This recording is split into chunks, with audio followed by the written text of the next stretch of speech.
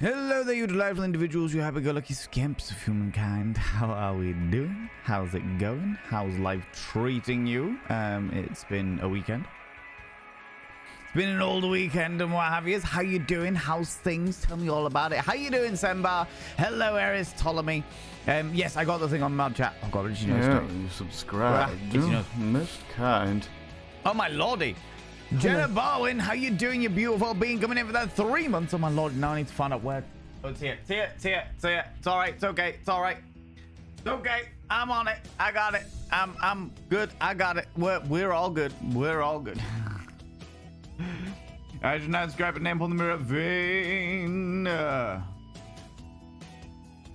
By having your name on the mirror of vein means you get access to my personal Snapchat, not a bum Snapchat, you cheeky devil, and of course you get access to all the sexy little emotes. But the most important thing is you gotta roll over every morning, look in the mirror, and go, God, I look rough. Look.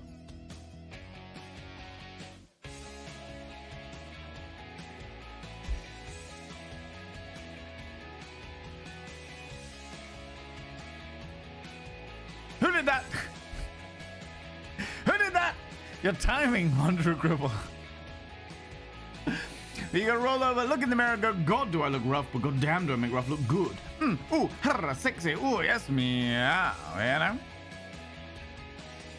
You know? Oh, no, I'm gonna put it back where it was. I'm gonna put it back where it was. It fits nicely there. Ah. Literally just started streaming and I've got a really fucking itchy nose. Oh, why does it do this to me? Why does it do this to me? How you doing, Poppy darling? Hello, Otter Failure. How you doing, you cheeky devil? My friend's going to be lurking on, assuming this is going to be on YouTube at some point. Really interested, but mentally exhausted. Yes, it will be on the VODs and Vanity YouTube channel. Exclamation mark VODs in the chat. Yeah, it'll be on the VODs and Vanity YouTube channel. Orphe, so fear ye not. It will be there. It will be there. Tea, glorious tea. How's it going, Zooty Booty? Hello, Phoenix of the Fend, you glorious bean. I think it's evening. Yeah, well, evening. Evening works. Evening is definitely where we're at, you know? You know? Hello, Zabadian Music Man. How you doing? How's it going? I'm doing all right. Thank you very much. I'm doing okay. Doing okay. Some stark realizations over the past few days that I was not unprepared for, but not as prepared as I probably should have been. And it's kind of woken me up to a few frustrating realizations that I wish I didn't have, but other than that, I'm doing well. Do you know what I mean? Doing all right, doing okay, doing like positive thinking. Like there is a future, and I need to make sure that future is a good one. That's where I'm at, you know. Authenticator, hello, how's it going? I'm now fully on Team Anti-Mushroom after speaking the wind with food poisoning. Oh God, Authenticator, that is awful, absolutely horrific. But on the other side of things, you can't say I didn't warn you. All right. You can't say I didn't warn you. They're mushrooms. They're constantly there to try and cause all kinds of ridiculousness. Do you know what I mean? Not religion related, but you have a very distracting area to look at. Is that your forehead? It is a rui. It is indeed. It's massive, isn't it? I call it my solar panel of love. And so I can absorb all the vitamin D to keep me going all night long, baby. All night long. You know? It's the only way I know how to be. Do you know what I mean? Is it related to the redness of the room? Definitely. You know? Decorate your house like Prince Fuck Moulin Rouge and suddenly it just exudes unreasonable levels of sexual ardor, you know? How's it going, Painted Lady? Hello, you cheeky devil. How does one get access to your Snapchat? Do I ask in Discord? So if you go into the Discord and you have linked your Twitch to your Discord, because you can do that in your settings, you can link your Twitch to your Discord. It will automatically recognize you as a subscriber, and a special magical realm will appear called Scriber Benefits, and it's in there. It's in there. I was posting on Snapchat recently. Oh my God, I got such an itchy nose. I think I got some makeup powder up my nose holes. Makeup powder though, you know, nothing else. I'm not that kind of person. I was once tempted to be that kind of person, and then realized that I just don't give enough of a fuck about narcotics to really get into it. Do you know what I mean? There was nothing that I saw any of my friends who were into narcotics do that made me want to like try narcotics. But you know, each to their own. It's not my cup of tea, but I won't judge anybody else for doing it themselves, you know. Anyway, where was I? Jokes aside, love the vibe. Welcome on in, Roy. It's all good. Is that how you pronounce your name, Roy? We don't mind a good jest here, friend. We don't mind a good jest. We're happy-go-lucky scamps. You know what I mean? Happy-go-lucky scamps. I'm wondering. I am wonderful. I was incredibly stressed because I have tickets to see Sleep Token, but I'm not able to go for finance reasons, and now apparently I'm able to take a little weekend vacation to actually see them elsewhere. So that's awesome, Aristotle. That is genuinely awesome. I'm really glad to hear it. There's genuine issues why people noses get itchy when they have to perform. It's interesting. So, oh my god, I don't get an itchy nose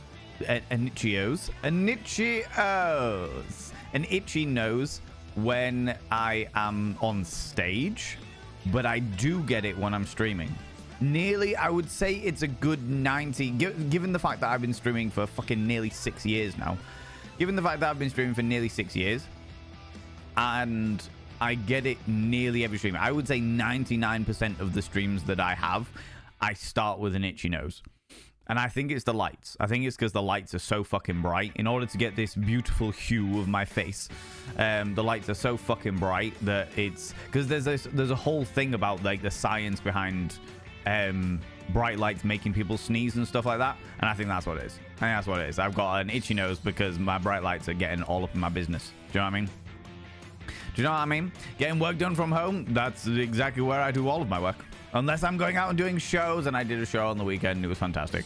Did a cabaret at the weekend, did the Star Spangled Cabaret. It was fucking amazing. Had a thoroughly wonderful... I was possibly a little too rude. I was a couple of people left because I was very rude to them. Although I did get told that they snuck in, so I don't feel bad about being rude to them. Do you know what I mean? I don't feel bad about being rude to them because you fucking sneak in. Do you know what I mean? More to the point, you sneak in, you stand in the middle of the aisle in front of a whole load of people that were paying customers. Yeah, I'm gonna be rude to you. Such is life, you know. Such is life. Looking forward to that. Going to being a shadow gremlin today, but I'm glad you've been processing. It's all I'm able to do at the moment, RFA, if I'm honest with you, but we're cracking on. We're doing our best. You know? Most kind. Kindrin! Hi Valen. It is third Twitch baby time. This one is named Bratty McBrat Train, middle name Dad Joke. Sending all the love. Valenv clap, Valenv clap, Valenv clap. Bratty Dad Joke McBrat Train. Is that what you're telling me, Kindrin? Bratty Dad Joke McBrat Train. Kindrin, your name is now inscribed on the mirror of Vane. By having your name upon the mirror of Vane, it means you get access to my personal Snapchat. Not a bum Snapchat, you cheeky devil. And of course, you get access to all the sexy little emotes. But the most important thing is you got to roll over every morning, look in the mirror. Good God, I look rough. But god damn, do I make rough look good. Ooh, harra, sexy. Ooh, yes, meow, you know? Right. Right, let's do this. Let's get this going, shall we? Oh, dear. Right. Kindrin. Bratty. Dad Joke. McBrat Train.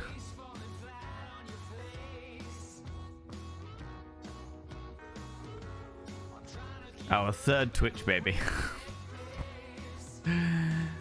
Bratty Dad Joke McBrat Train is now inscribed within the cutest in the galaxy, for that is where all the Vane babies belong, for they are the cutest in the galaxy. God damn it. You know? Mr. Valen has been so long. I have to watch a rerun live the other day. Had some comfort from all my stream friends. Oh, I'm glad that you've had lots of comfort from all of your stream friends, Painted Lady. Yeah, I'm glad that people have been watching the VODs. That's very kind of you. And those people that are watching the VOD now, thank you very much. I very much appreciate it. Oh my god, itchy fucking nose. This is gonna be one of those days where I'm just gonna have an itchy nose the entire stream. But yeah, like last week, as many of you will have seen on various social medias, I have done the unthinkable and actually apologized. Last week was meant to be our partnerversary party on the Friday.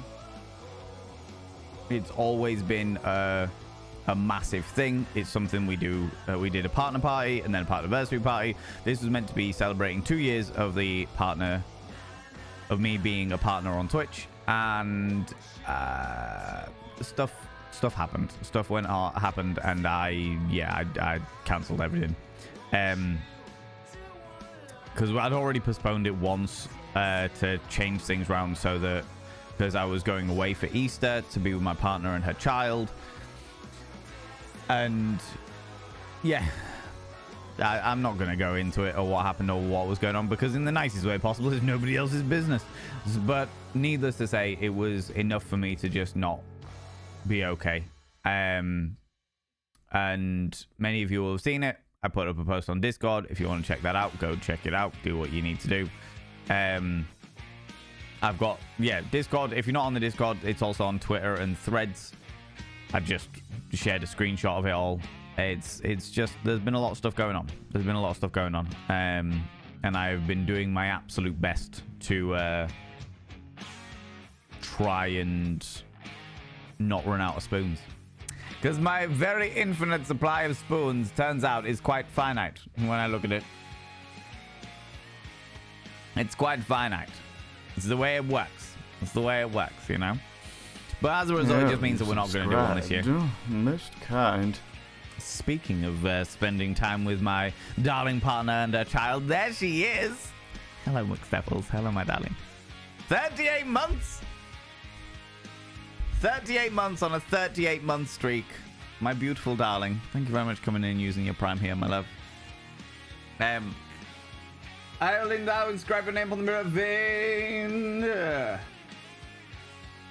By having your name on the mirror vein, it means you get access to my personal Snapchat. Not that you need it, because let's not lie about it. You get access to all of me. Whenever you want it. You want to see my butt? You can see my butt. You want to see it in fancy pants? You can see it in fancy pants.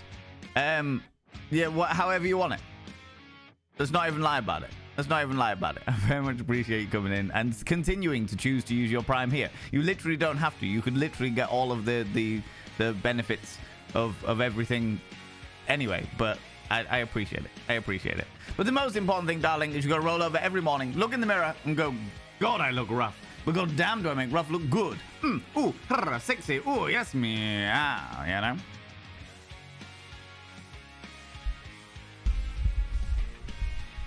While she's here, friends, this weekend is a very special weekend. Because this weekend is mine and McSteffels' anniversary. It's our anniversary. So we're going to go do some nice... We've both had a very hard time of things recently. So we're going to go have a nice, relaxing time together this weekend. And yeah, it's just very nice. It's really nice to be in a place where I feel so very loved. You know? So, yeah. Just taking a moment while I get rid of the bashfulness. And then we will continue. It's very rare that I feel bashful, friends. But I have a beautiful darling who tolerates my bullshit and loves me unreasonably much. And yeah, just thank you everybody. Thank you. I really appreciate it. I really appreciate it. Yeah. It's just really good. It's just really good. You know. Oh my god, the fucking music is all romancy and shit as well. I can't cope. Alright, I'm in an emotionally fragile position. God damn it. Come on.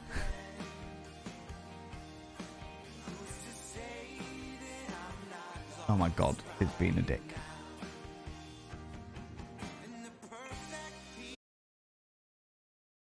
It's alright, I'll fix it. I fix it the hard way by literally closing the entire thing and reopening it again. It's fine. It's all right. It's fine. It's okay. It's fine. Anyway.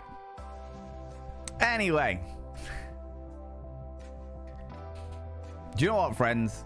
If you're in a relationship now, I fucking hope that you feel as loved up as I feel. And if you're not in a relationship now, I genuinely hope that you find someone or a group of people that make you feel as fucking loved up as I do. All right? Genuinely, for every single one of you, I feel that. I really do. I really, really do.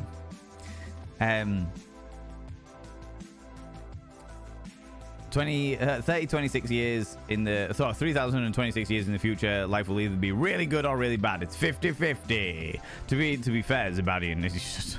Yeah. Either way, we roll with it. We roll with it. And you know what? It's going to be really, really good.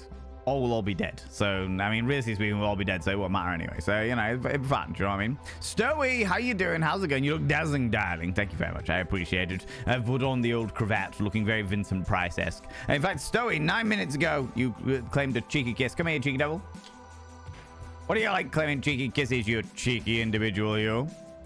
Hello, Prox. How you doing? How's it going? Dabber Cogsworth, you cheeky devil. Me, too rude? And no, I was real rude. Not that it mattered, which was funny because I spoke to the organizers and I was like, look, I feel like my rudeness may have, my naughty, crude behavior may have scared off like a couple of members of the audience. And one of the organizers just looked at me dead in the eye and they went, well, they're obviously weak. I was like, amazing. All right, I'm cracking on. I am cracking on, you know. How you doing, Kindred Music Man? It's a beautiful name for a Twitch baby. Why? Why would you say this? Why? There is Ptolemy. Why? Why would you agree with all this? Good lord. Fan clap sounds like an exotic disease. Let's all catch it. It does. It does indeed. It does indeed. You know, like an STI pick and mix. I'd love to get it from Dadlin. Oh my lordy. Daddylin. We did dream daddy. We did dream daddy. It's the only way it works, right? How's it going, Stupedia? Hello, you cheeky devil. Talking of the third Twitch baby, my last subscription was 27 months. Can I have Scotty added to the cutest in the galaxy? You just want Scotty as our third Twitch baby? I can see by your this isn't just him demanding it, by the way, friends. I can see it by the Twitch badge that 27 months has been passed. Oh, cheeky.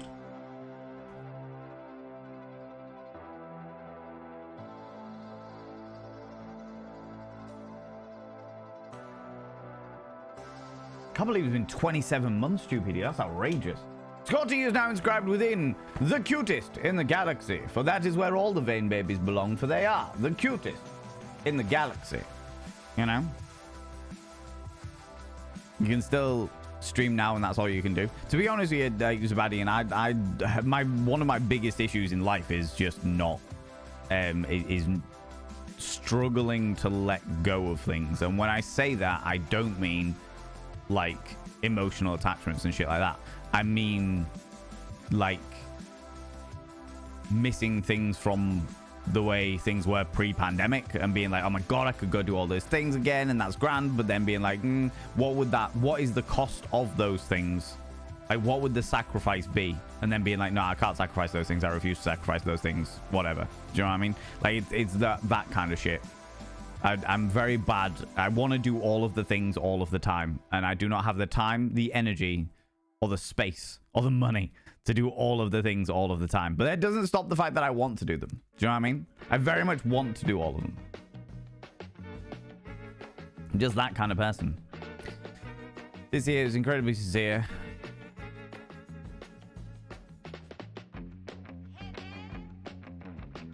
I appreciate that, Painted Lady. I do appreciate that. Like, it's a hard one. I fucking hate canceling stream.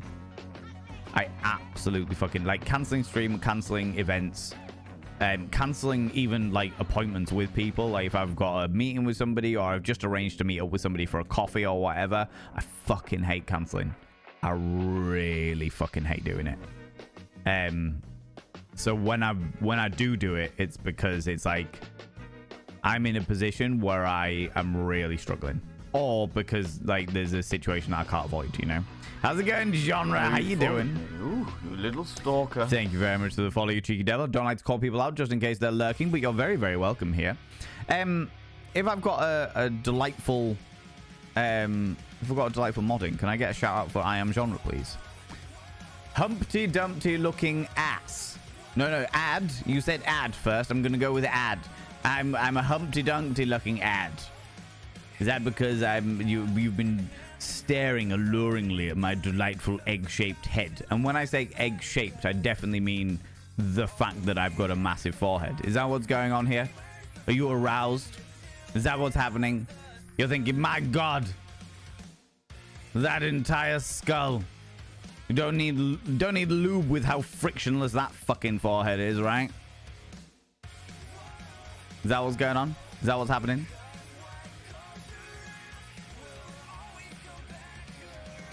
I mean, I don't blame you. I'm very attractive. I'd fuck me. If only they bring around cloning.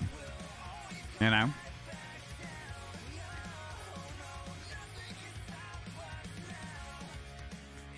It's the only way to do it. Astra, how you doing? What, your personal life is private? How terribly crazy idea. I know, it'll never connect on. In this connected world, it'll never catch on. No, it's true. It's true. There are many things in my life where nobody will know about them because they're mine. Mine alone. Mine, and nobody else will know about them. Ha!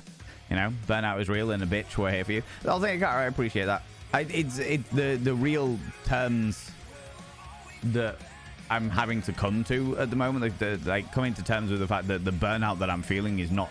I thought it was just like fucking hell, I'm exhausted from 2023 because 2023 was a fucking the worst year of my entire life. Do you know what I mean? I have had many peculiar and shitty years, but 2023 took the fucking biscuit with them. It was literally just one unfortunate event after another. Do you know? A series, perhaps. A series of unfortunate events. And yet, I actually don't think it was. I think this was... I think the burnout that I'm feeling right now is because of 2020. I think it's literally just been building up and building up and building up since 2020. Because in 2020, I, as a social butterfly, isolated for, 18 months without seeing anybody. I had no housemate. My family were bubbling together. So there was nowhere that I could go. And it was more important that they bubbled alone because my sister has kids and all that stuff, you know? And I think I basically became a workaholic. And I think a lot of the stuff that I'm feeling now is like originates then. It originates in that part of my life. You know? But it's all right. I will survive it. I'll be all right. I'll be okay. Good to see you, friend. How's it going, Mandelbro? Hello, you cheeky devil. 39 months. That is scandalous. Scandalous, Mandelbrot. I shall now inscribe your name on the mirror of vein.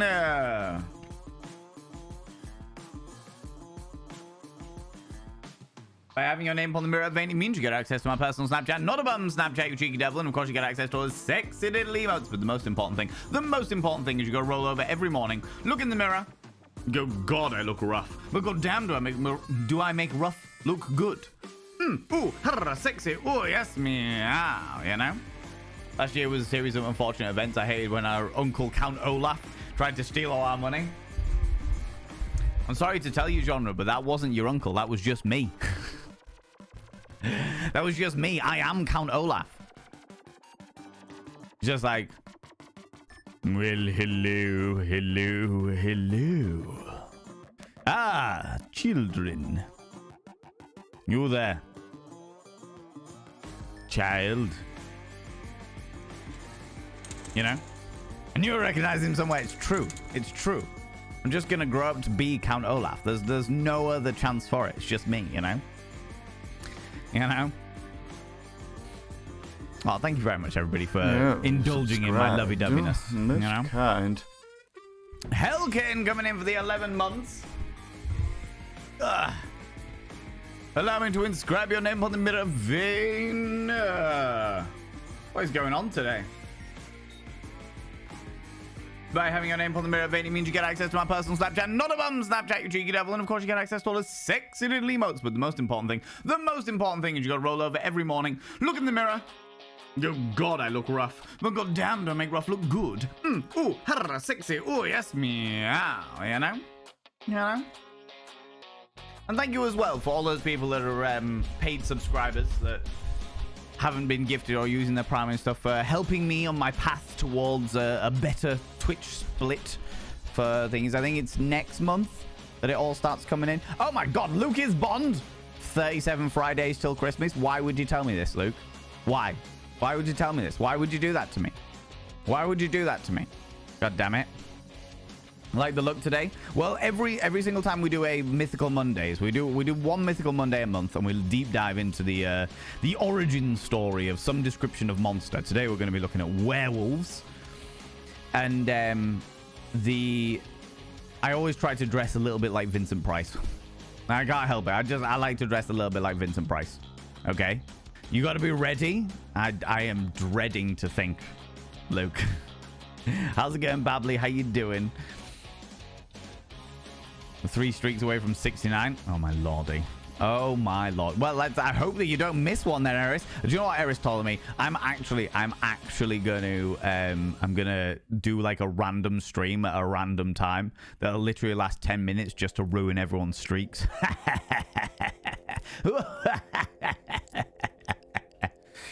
Could you imagine? Could you imagine? Oh my lordy. Just do a real spontaneous one. You know, you got to be ready. I don't need to be ready as well, Luke. I don't need to be ready for Christmas because you are always ready. You have enough readiness for me. You have enough readiness for everyone in the community for that fucking festive time of year. You know? You know? You win. That name is fantastic. Scotty. The Val anniversary. So we do the different events that we do every year. So for those people that are new here, I try and do different parties throughout the year. I do the partnerversary, which I skipped this year. I just cancelled this year. The next party will be my birthday party, my birthversary party on the 15th of July, or somewhere near the 15th of July. I need to look at what my diary's going to be like or what I want to do for my birthday before I commit to a thingy. But the next like stream party, cheeky, the next stream party will be in July. And then sometime in September we do my streamiversary party, mainly because people like to party, so I'd like to get at least 3 good parties into a year. I think I'm gonna do a proper Halloween event this year.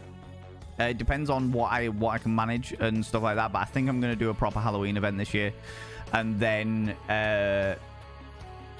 we've got Vainmas. Oh yeah, Vainmas sometime in the winter. We got Vainmas sometime in the winter, which is the day that I give my control over to the community, and I have nothing to fucking do with it. I literally turn up with a whole load of stuff that people want to see the chaos with, and just let them run with it, you know. You know. Although Van takes Toxic Bees game, but he's so mushy. Oh, you gotta be mushy. You gotta be mushy when you're all loved up, you know? Actually, you don't have to be, but that's just the way I am. Lurk and work, want to cripple, you cheeky devil. You take it easy. Suddenly turned to the 90s late night love songs on radio. I know, right? It was fucking ridiculous. Right, I'm gonna skip down a wee bit, friends, because I am way behind in chat. So I'm just gonna. You just lost the moon while counting the stars. Oh, flattery. Flattery. Oh, I've just realized I've got to do a thingy as well.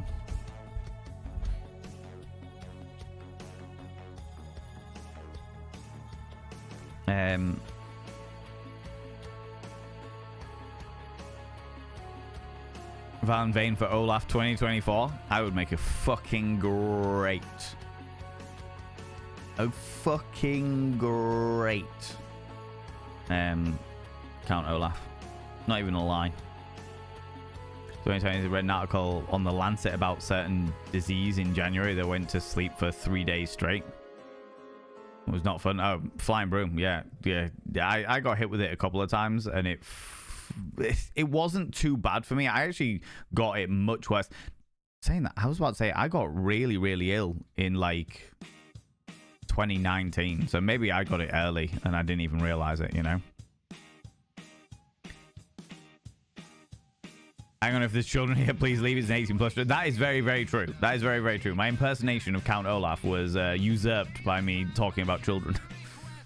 I can see you play that role as well as... I can see you playing that role as well as Jim Carrey and Neil Patrick Harris did. And I loved how they did the role. Yeah. It was, you know what? Jim Carrey did a phenomenal... I think Neil Patrick Harris was an interesting interpretation of it, because I fucking love Jim Carrey playing Count Olaf, but I do think that it was still a good choice. Do you know what I mean?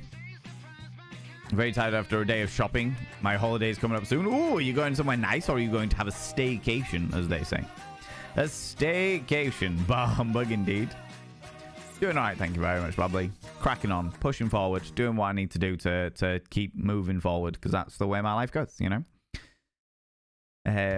Also, reasonable reaction when there was no something... Ooh, hello. What was...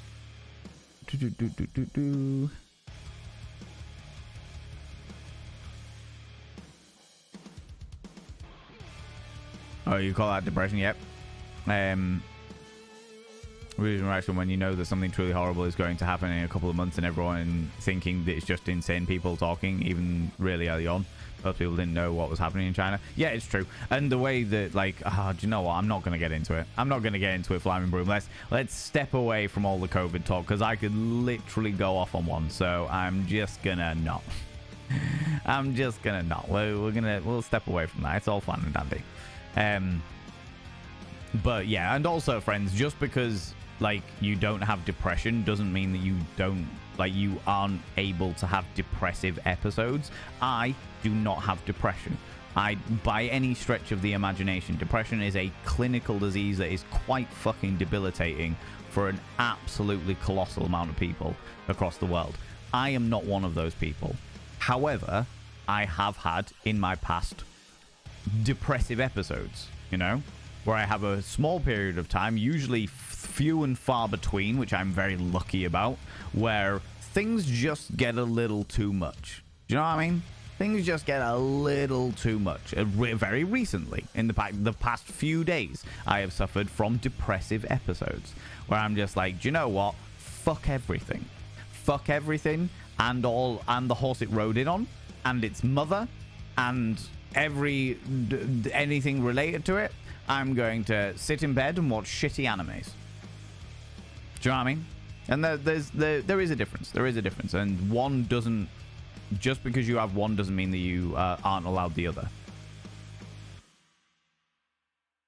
You know? Probably catch some heat for this, but only time I ever been to England was in London over Christmas in 2003. I really enjoyed it. Oh, you won't get any heat for it all, Music Man. You're allowed to enjoy. You're more than welcome to enjoy the indulgences of the Christmas period. The issue I have is that, like, Lucas Bond loves Christmas enough for everybody. Possibly. I'm just gonna throw this out there like a condom analogy. Possibly enough for the entirety of the country. I think that is it's possibly an accurate assessment, you know. Every morning I announce loudly to my family that I'm going jogging, then I don't go. It's a running joke. Fucking hell. Speaking of dad jokes, 19 minutes ago, Eris Ptolemy redeemed a dad joke. Let me find one.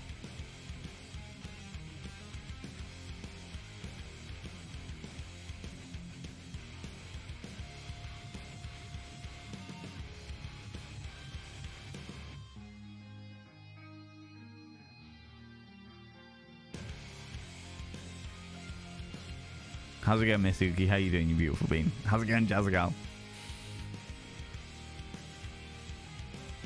Hey. Hey, friends. Come here. No. Come here.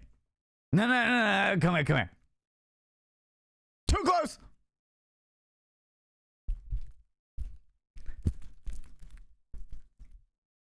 My darling partner, many of you know her, McSteffels.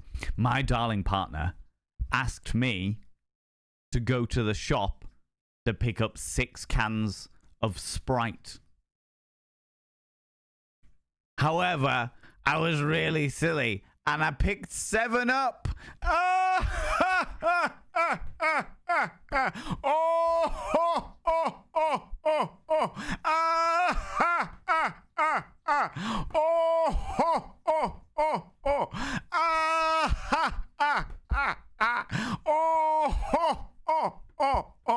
Because it's 7 Up.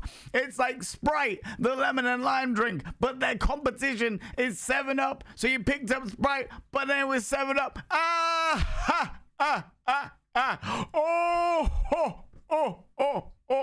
Jokes are so much funnier when you explain them.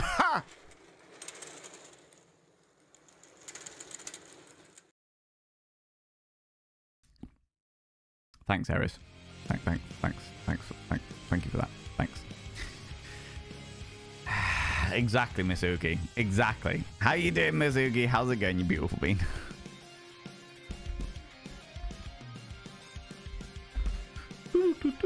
People go check out Mizuki. Mizuki's a wonderful friend of ours, a glorious individual. How are you enjoying the ballerinas who kept trying to sit on you?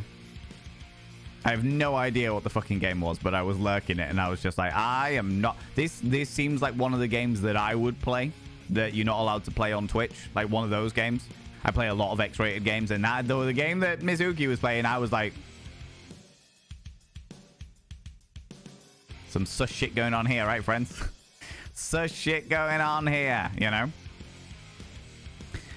How's it going, Semba? How you doing? Reminder, you just lost... Semba! Semba coming in, saying you just lost the game. I only just got Dapper Cogsworth to stop saying it. Semba comes in, you lost the game. Hey, guess what, friends? Sorry to have ruined... I'm not sorry at all. I lied. You'll have to excuse the fact that I have ruined your entire fucking lives, but you lost the game. This is what's going to stop people from watching my VODs, isn't it? Oh, my God. You know? Listen, it is in the rules. I thought about it. I lost. I announced it. I lost. It's true. This is the problem. The real fucking problem with it, you know? May I ask what mythical creature we're talking about? Candy. Most kind. We're looking at werewolves this evening. Meow. How's it going, Ginger Bay Lioness? How you doing, you beautiful bean? How you doing, you beautiful bean? Oh, thank you very much, mods. Oh. I shall now inscribe your name on the mirror of vein. 34 months. Good Lord, Ginger Bay.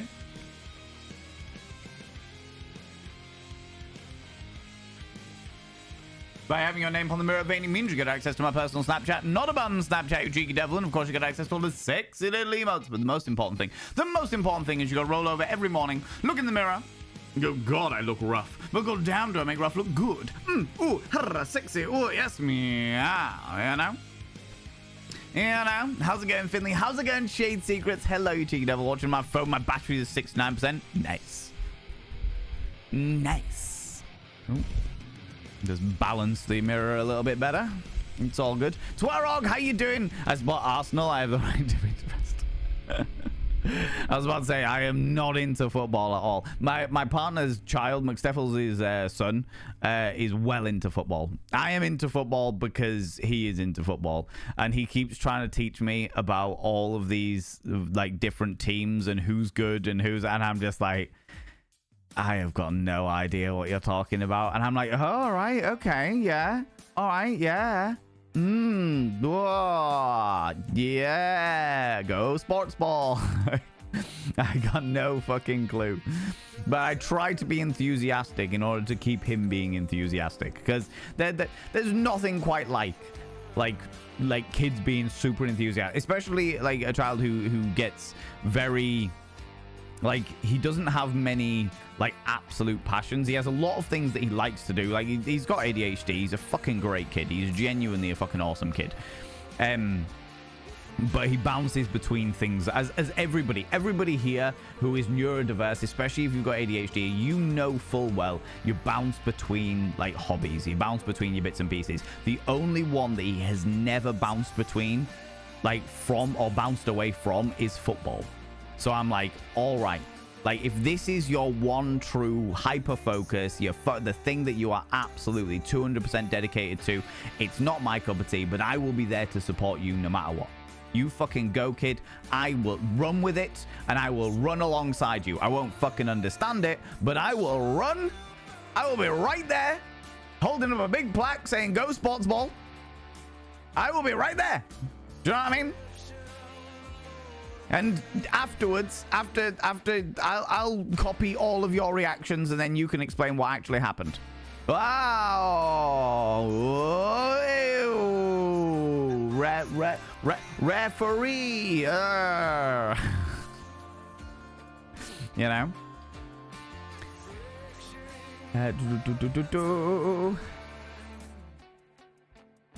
So jealous of anyone who's shopping at Harrods as a kid? I've got no idea. I didn't shop at Harrods. I don't shop at Harrods now. Got no idea what they even sell. Give me focus for possibly the slowest pot of soup to ever be made. That's all right, Authenticator. We're more than happy to distract you in the meantime, you know? You know? Real talk, I'd cry. But if I picked up 7-Up instead of Sprite, I'm not surprised. Although saying that, I don't know. I used to prefer Sprite, but these days I think I might actually prefer 7-Up.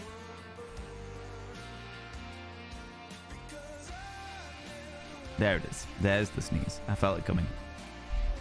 I felt it coming. That was so bad it was good. It wasn't good. There was nothing good about it.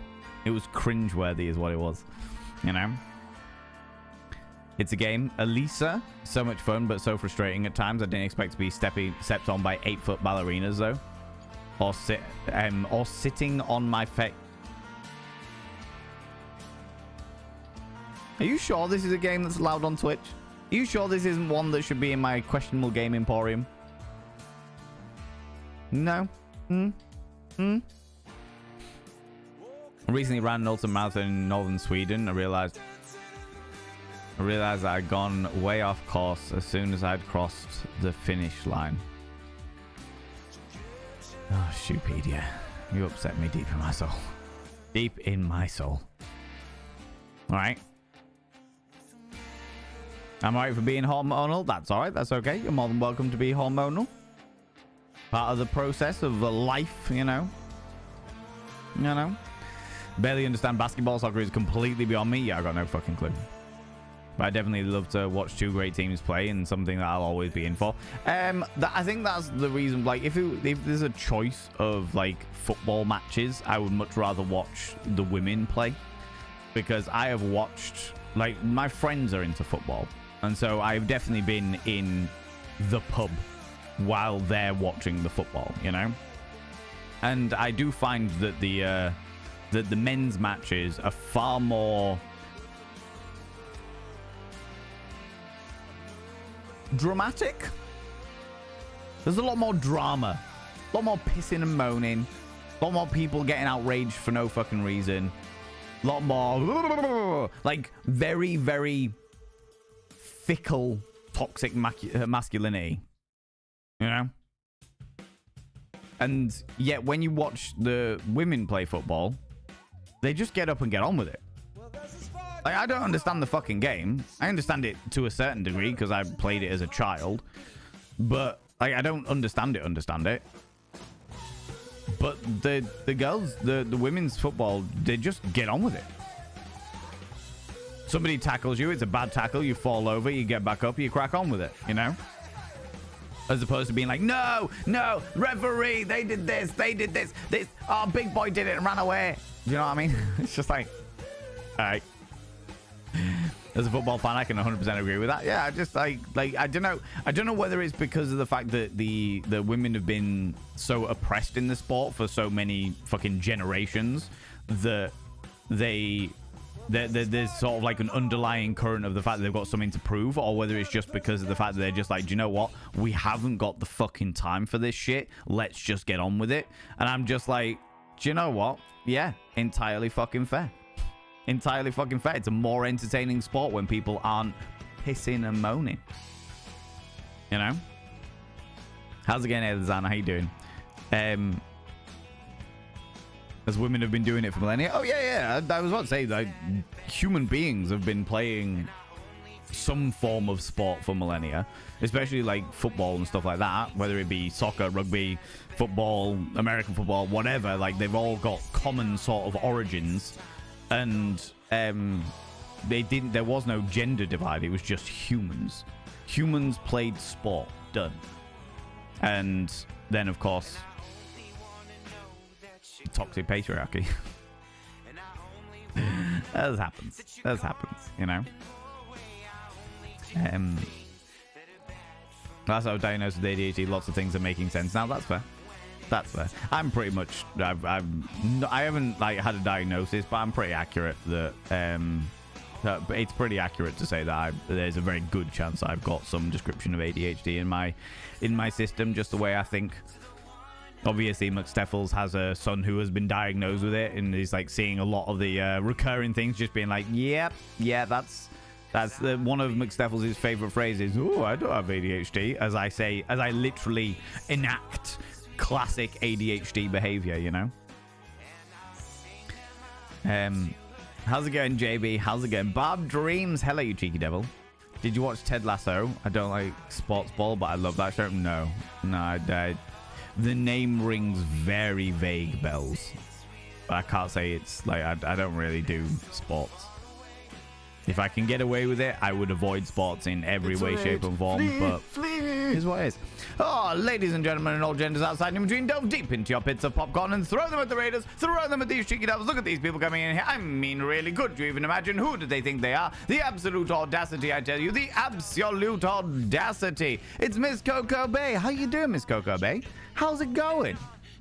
How you doing? How's things? I haven't seen you streaming in many, many, many moons.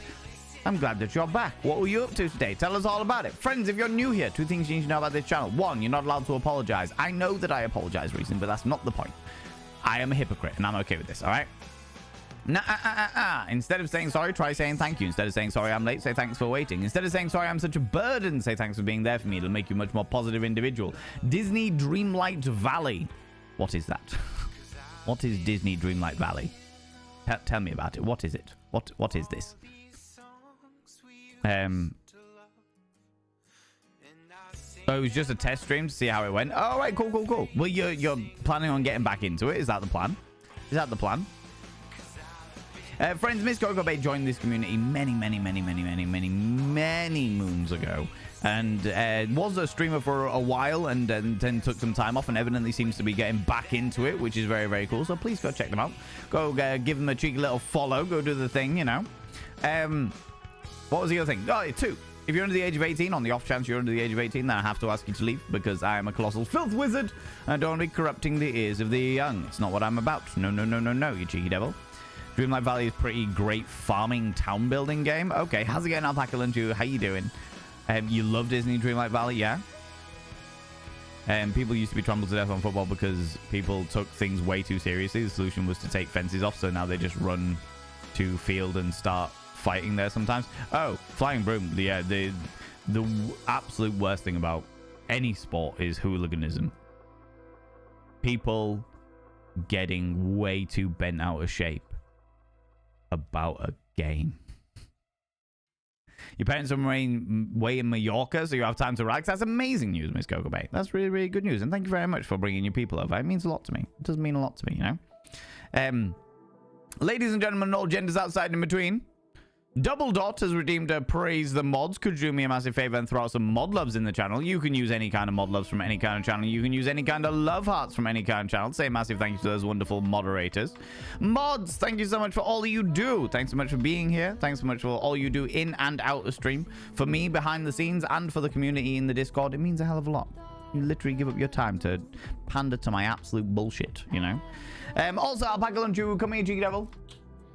What do you like claiming cheeky kisses, you cheeky individual, you? You cheeky devil, you. Let me scroll down a wee bit. I want a questionable game emporium. I'm working on it. I'm working on it, Barb Dreams. I'm working on it. Steadily but surely, the questionable game emporium will exist.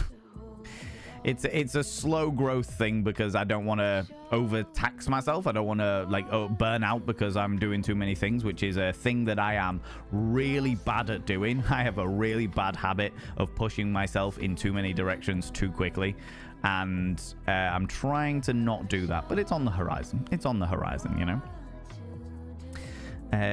Here's everything I know about soccer. Ball goes into goal. You can't use hands except unless you're the goalie. Exactly, right? About the second reason, yeah. Yeah, you subscribed. Most Jam Jar. Happy 44 months of me, 3 years and 3/3 of a year. Anyway, enough of my sexy words. One final thought though. Want to give you some claps for forever doing your best at being the very best. In all vainglorious ways. Thank you, Jam Jar. That really does mean a lot because I've had a few people recently message me and talk about how inspirational I have been to them, which is really like it's genuinely fucking amazing to hear. Because I don't really think about being inspirational to other people. I just do what I do. Do you know what I mean? The only person that I'm ever really trying to better is myself. I'm just trying to be the best version of myself that I can possibly be, and that can be hard sometimes, but I am always trying to be the best. Doing the very best to be being the very best is an accurate way of putting it. Do you know what I mean? I'm also a huge willy. Definitely stay real. That's the only way I know how to do it. All right, I don't have a huge willy, I just am a huge willy. I get it. Persephone, hello you cheeky devil. Valen, that is me. That is me. Jam Jar. Your name is now inscribed on the mirror of fame, which means you get access to my personal Snapchat. Not a bum Snapchat, you cheeky devil. And of course, you get access to all the sexy little emotes. But the most important thing is you go roll over every morning, look in the mirror, go, God, I look rough. But god damn, do I make rough look good. Ooh, harra, sexy. Ooh, yes, meow. You know? You know, you cheeky individual, you. All of the bummy emotes. Oh my God. That last one I was not expecting, and it took me a minute, Persephone, to work out what that emote was. Took me a minute to work out what that was. Good Lord. I was like, hold on. Is that... what? That's a very suggestive emote. No. It's a person holding a cat. Oh, my lordy. Damn it, Stupedia. Confound thee. When my brain feels yucky, I pull my troll hoodie on. Oh, I'm really glad to hear it, Wild Squeak. I'm glad that you like your troll hoodie. I'm glad that people like the random shit that I get up to. Do you know what I mean? Like, I really do. I appreciate it. How's it going, Althena Luna? Hello, you cheeky devil. You have an interest in sports ball. My brother and sister played football at the same time most weekends when they were younger, and the women's game were more interesting, also included more injuries. Yeah. But this is the thing. Like, I have literally watched. Do you know what? For TwitchCon and for everything else hedonistic. Lucy! Thank you very much for the 1,000 fucking panderings. I've just realized that I now need to delay that. I need to delay that thingy, but I'll do that later. I'll sort that all out. Bits. That was it. No, I'll do it now because otherwise I'll forget. But thank you very much for the 1,000 little panderings. That's very kind of you. That's awfully fucking kind of you. Add new effect. Delay.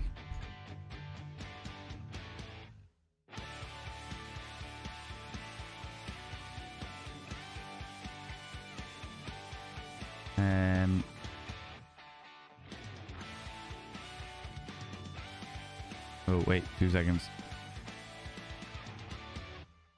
There we go. Done. Saved and saved. Done and done. Got to run. You take it easy, Miss Coco Bay. Thank you very much once again for bringing all your people over. I really appreciate it. I really, really appreciate it. Not gonna say I told you so, but I'm glad you're seeing it now. I am. Like, it's just one of them things, you know. It's one of them things. I'm very good at ignoring stressful shit I'm going through.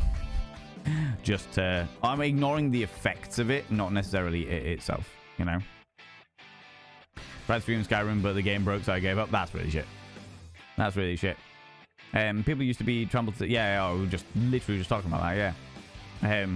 Hooliganism. Like, I will never fucking understand it. I will never understand, like, a situation where you're like, I have so much passion about this thing that is meant to be a hobby, an entertainment, and bring joy to all of these people that I'm gonna go break stuff.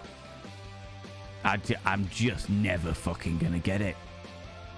Like that, the concept of causing injury or destruction to people or property because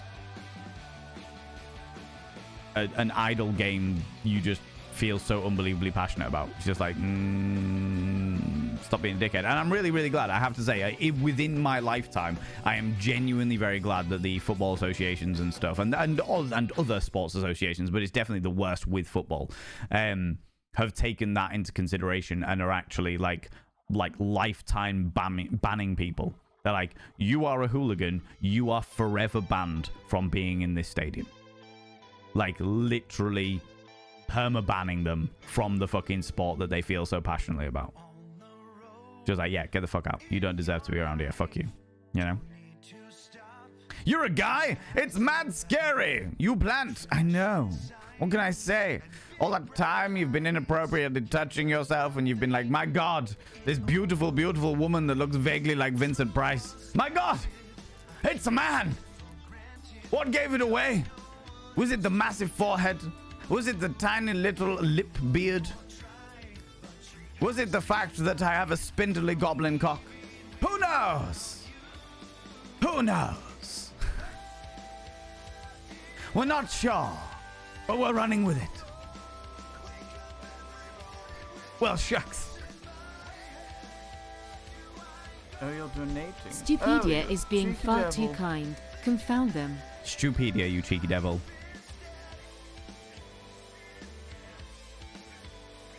I see you. I see you. You subscribed. Most kind. Lurking away in the background. Thank you very much, Stupedia. People, if you've got egos in chat, throw them out and I'll say a massive thank you to Stupedia. Stupedia, that's very, very kind of you. Your sofa had some spare change, so you're showing it some love. I appreciate your sofa's love. I feel like that has connotations there. But anyway, we're going to swiftly move on. Thank you very much, Stupedia. That means a hell of a lot. And also, Mr. and Mrs. Crafting coming in here with the Prime. That means a lot. Coming in here for the 7 months. You can literally use your Prime anyway, and you choose to use it here. I very much appreciate it.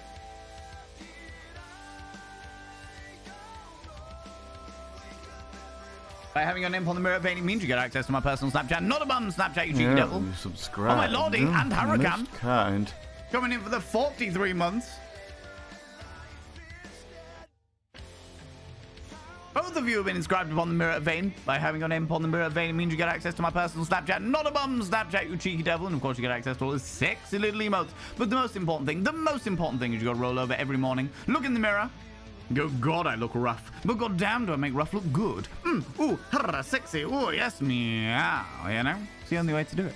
It is the only way to do it. I'd much rather blow my hood on you than anywhere else, on my lordy. Well, that isn't a compliment, you know. My sofa seemed oddly aroused by that. I'm not surprised. I'm not surprised. If there's one thing that can get furniture aroused, it's me.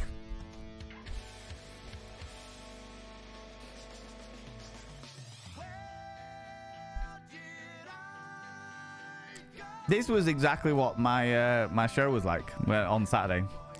Friends, an advertisement is going, and I haven't even prepared anything, so I'm just going to talk about shit that's coming up. All right. Zabadi, and you take it easy.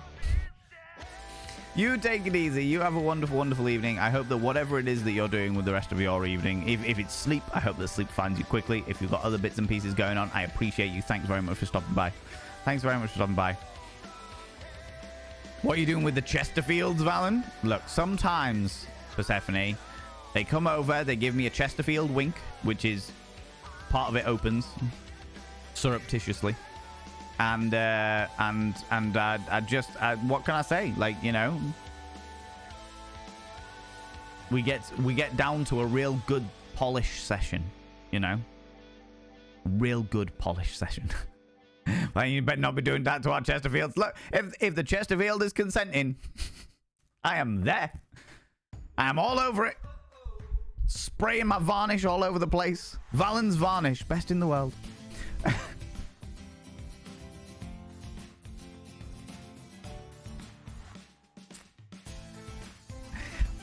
God damn it. God damn it. Friends, there's stuff going on. I would normally do a get up and dance thing, but you can see what I'm wearing. I've worn it a million times before, so we'll do other stuff. Today, obviously, we're talking about werewolves in a little while. On the 28th of April at 7 p.m. BST, that's 7 p.m. British time, in the Discord, we will be doing a movie night. We're going to be watching The Crow. But we have adapted The Crow. We have edited it. Our good friend Uncle Warlock UK, or Warlock UK, as many of you will know him in the chat, but we call him Uncle Warlock, has gone through the entire movie for us and edited out all of the sexual assault scenes, because I know it's a trigger for me, and I am aware that it's a massive trigger for a lot of members of the community. So Warlock very, very kindly went through and like edited out every single sexual assault scene. Didn't edit out every reference to it because it's an important part of the story to know that that has happened, but has taken out all of the graphic representations of it for us. So we are going to be watching that on the 28th of April. Which was very, very kind of him. So thank you very much, Warlock UK. Once again, you beautiful being, for doing that. April the 30th and May the 1st, I will not be here because McSteffels has got a work thing going on and will not be around to look after her son. So I am going up to look after her son while she's doing the work thing. She doesn't get the opportunity to go to these work things very often. So I was like, look, I don't mind taking a couple of days off streaming. However, I will be doing extra streams on May the 2nd and May the 3rd in order to make up for it. So I'll still be streaming 3 times that week, Monday, Thursday, and Friday. I just won't be streaming April the 30th or May the 1st, okay? And then May the 13th is our next Mythical Mondays. And then on the 31st of May is our next Ken night, which is a Meatbag World event. An IRL event, a Meatbag World event. Jesus Christ, that has come around so fast, but yeah, it's good. It's all right. It's fun.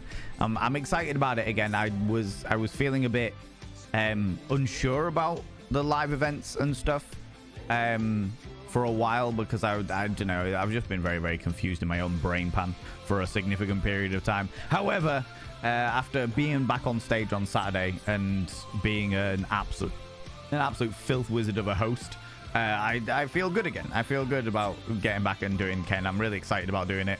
I spent a long time, just doing shitloads of social posts and organizing them all and setting them all out and getting them all organized to be released. In fact, one of them will have been released today on the Ken social medias and stuff. So yeah, it's exciting. It's exciting times. Do you know what I mean? So yeah, those are the things that are coming up over the next couple of months. You subscribed.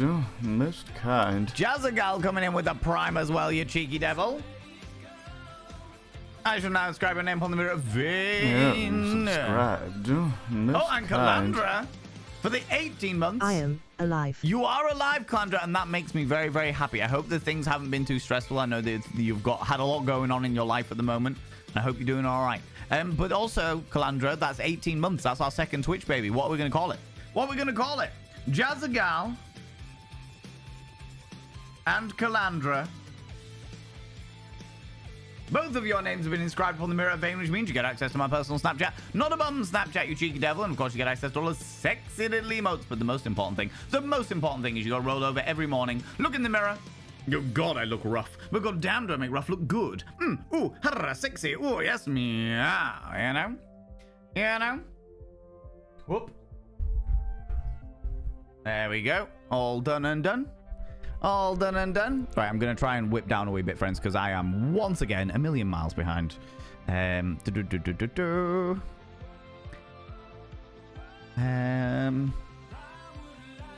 wear it a lot. Also, after you were wearing your J hoodie the other day, it looked so cozy. I bought one. Oh, Wild Squeak, you will not be upset. You will not be upset that my J Britain's Phantasmagorical Adventures hoodie is a very, very cozy hoodie. I'm a big fan of it, you know. As my friend's emote, it was an accident, but I clipped your reaction. Oh, Persephone, please share away. I hope that they enjoy the reaction to their emote. That's exactly what made me hate football. Kids at school were following that example of violence just because their team won or lost a game. Oh, yeah. So McSteffels' son goes to like not an after school club, but it's like kind of like a football club. It's like a kids football club thing.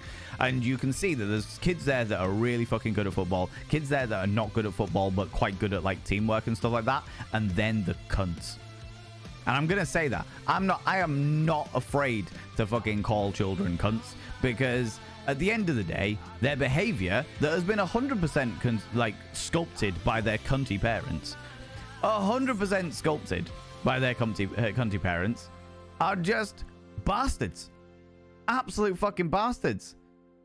They take the absolute piss. They fucking slide tackling, causing all kinds of shit. Just being little fucking shits. And it's like, yeah, you've got this from your parents.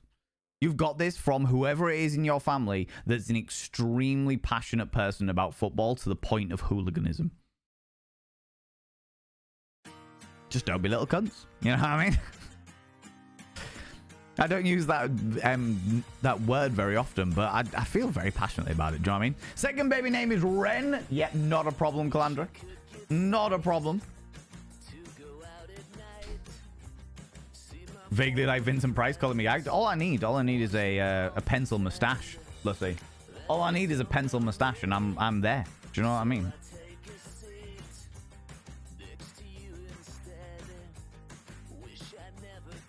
Ren. Ren is now inscribed within the cutest in the galaxy. For that is where all the Vane babies belong. For they are all the cutest in the galaxy. It's just the way it is. It's just the way it is. You know?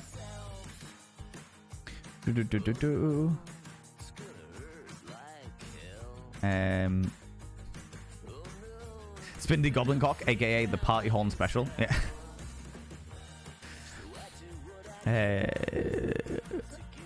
Van, you being a man again. We've talked about this. I know, Onion Pencil. I know. I can't help it. Actually, like when I was at the show, I tried to go quite hyper masculine and then quite feminine at the show I did on Saturday, because I always have a costume change. Normally I have 3 costume changes when I'm doing a cabaret show. I do the first half, I do the second half, and then I do the finale. All right. However, quite often, if there's no like time for me to get changed, it's literally just two outfits, first half and second half, and that's it. You know. Oh, you followed me. But, ooh, you little stalker. Thank you very much for the follow, you beautiful bean. Welcome on in. How's it going? I really appreciate it. I don't like to call people out just in case they're lurking, but you're very, very welcoming. Very, very welcoming. But yeah, it was really good. It was great to be on stage again, you know.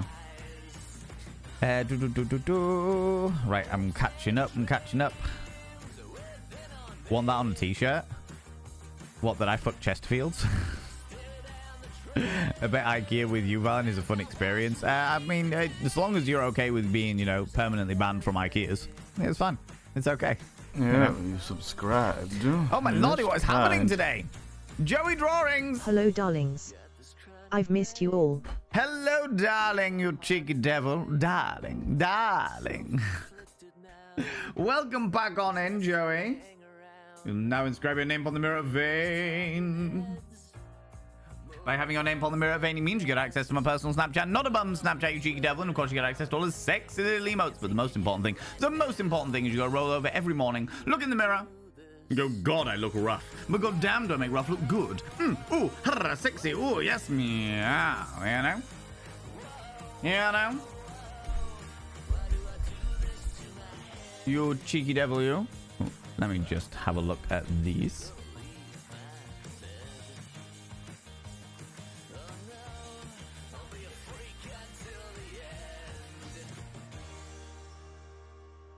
Cool. Done and done.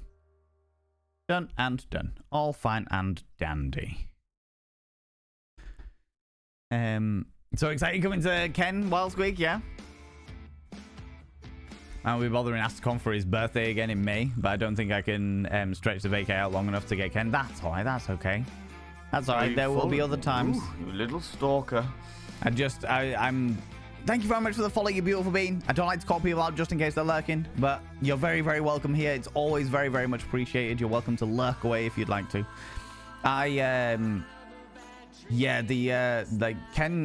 Ken's in that wonderful position at the moment where it is just to the point where we will really want to start growing it and expanding it, but the world is in a position where it's not ready to be expanded yet, which is really frustrating because it's like I'd love to take it to other cities. I'd love to take it to potentially out into Europe and stuff like that. I'd like to take it other places, but it's the rest of the world is in such a hard position at the moment because, you know, cost of living crisis, all the prices are going up, everything's costing more money, that it's just like, is it worth us doing that? Is it worth us taking it to different places and different locations? Because it might, if it doesn't work, it's going to be a very expensive thingy, because Ken is a very expensive show to put on. Do you know what I mean? Ken's a very expensive show to put on. Have you ever considered Glasgow? I don't think I'd ever go that, well, I wouldn't go that far up yet. Because I know that there's shows that do like Edinburgh and stuff like that. I know that there's a variety of different shows that do work across Scotland and stuff like that. But I'd be tempted to go potentially further north. Maybe do like Newcastle or something. I know there's loads and loads of shows in Manchester, so I wouldn't want to go to Manchester, but like go places where there are fewer shows to basically spread out the availability. And Newcastle's definitely easier for some of our Scottish friends to get to. It just depends, really.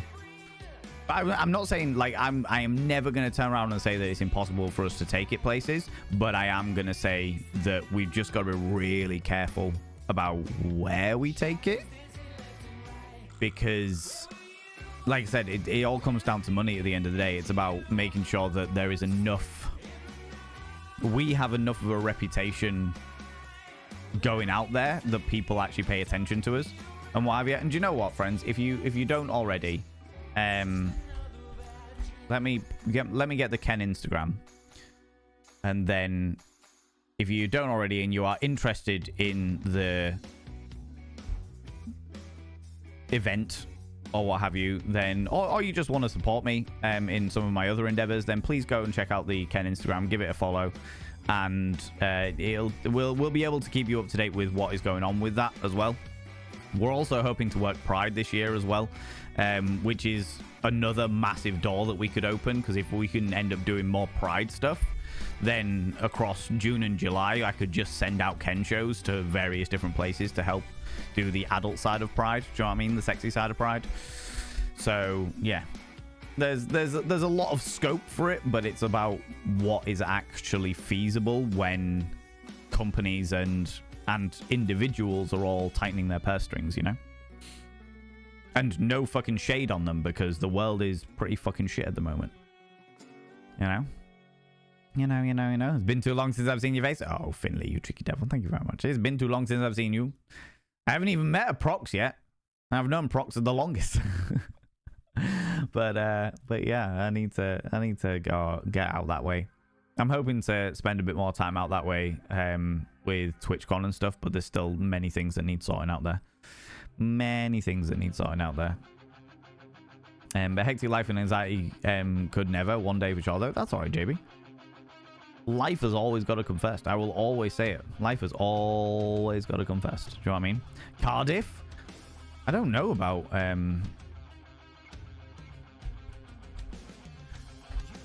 don't know about many of the cabarets in Wales.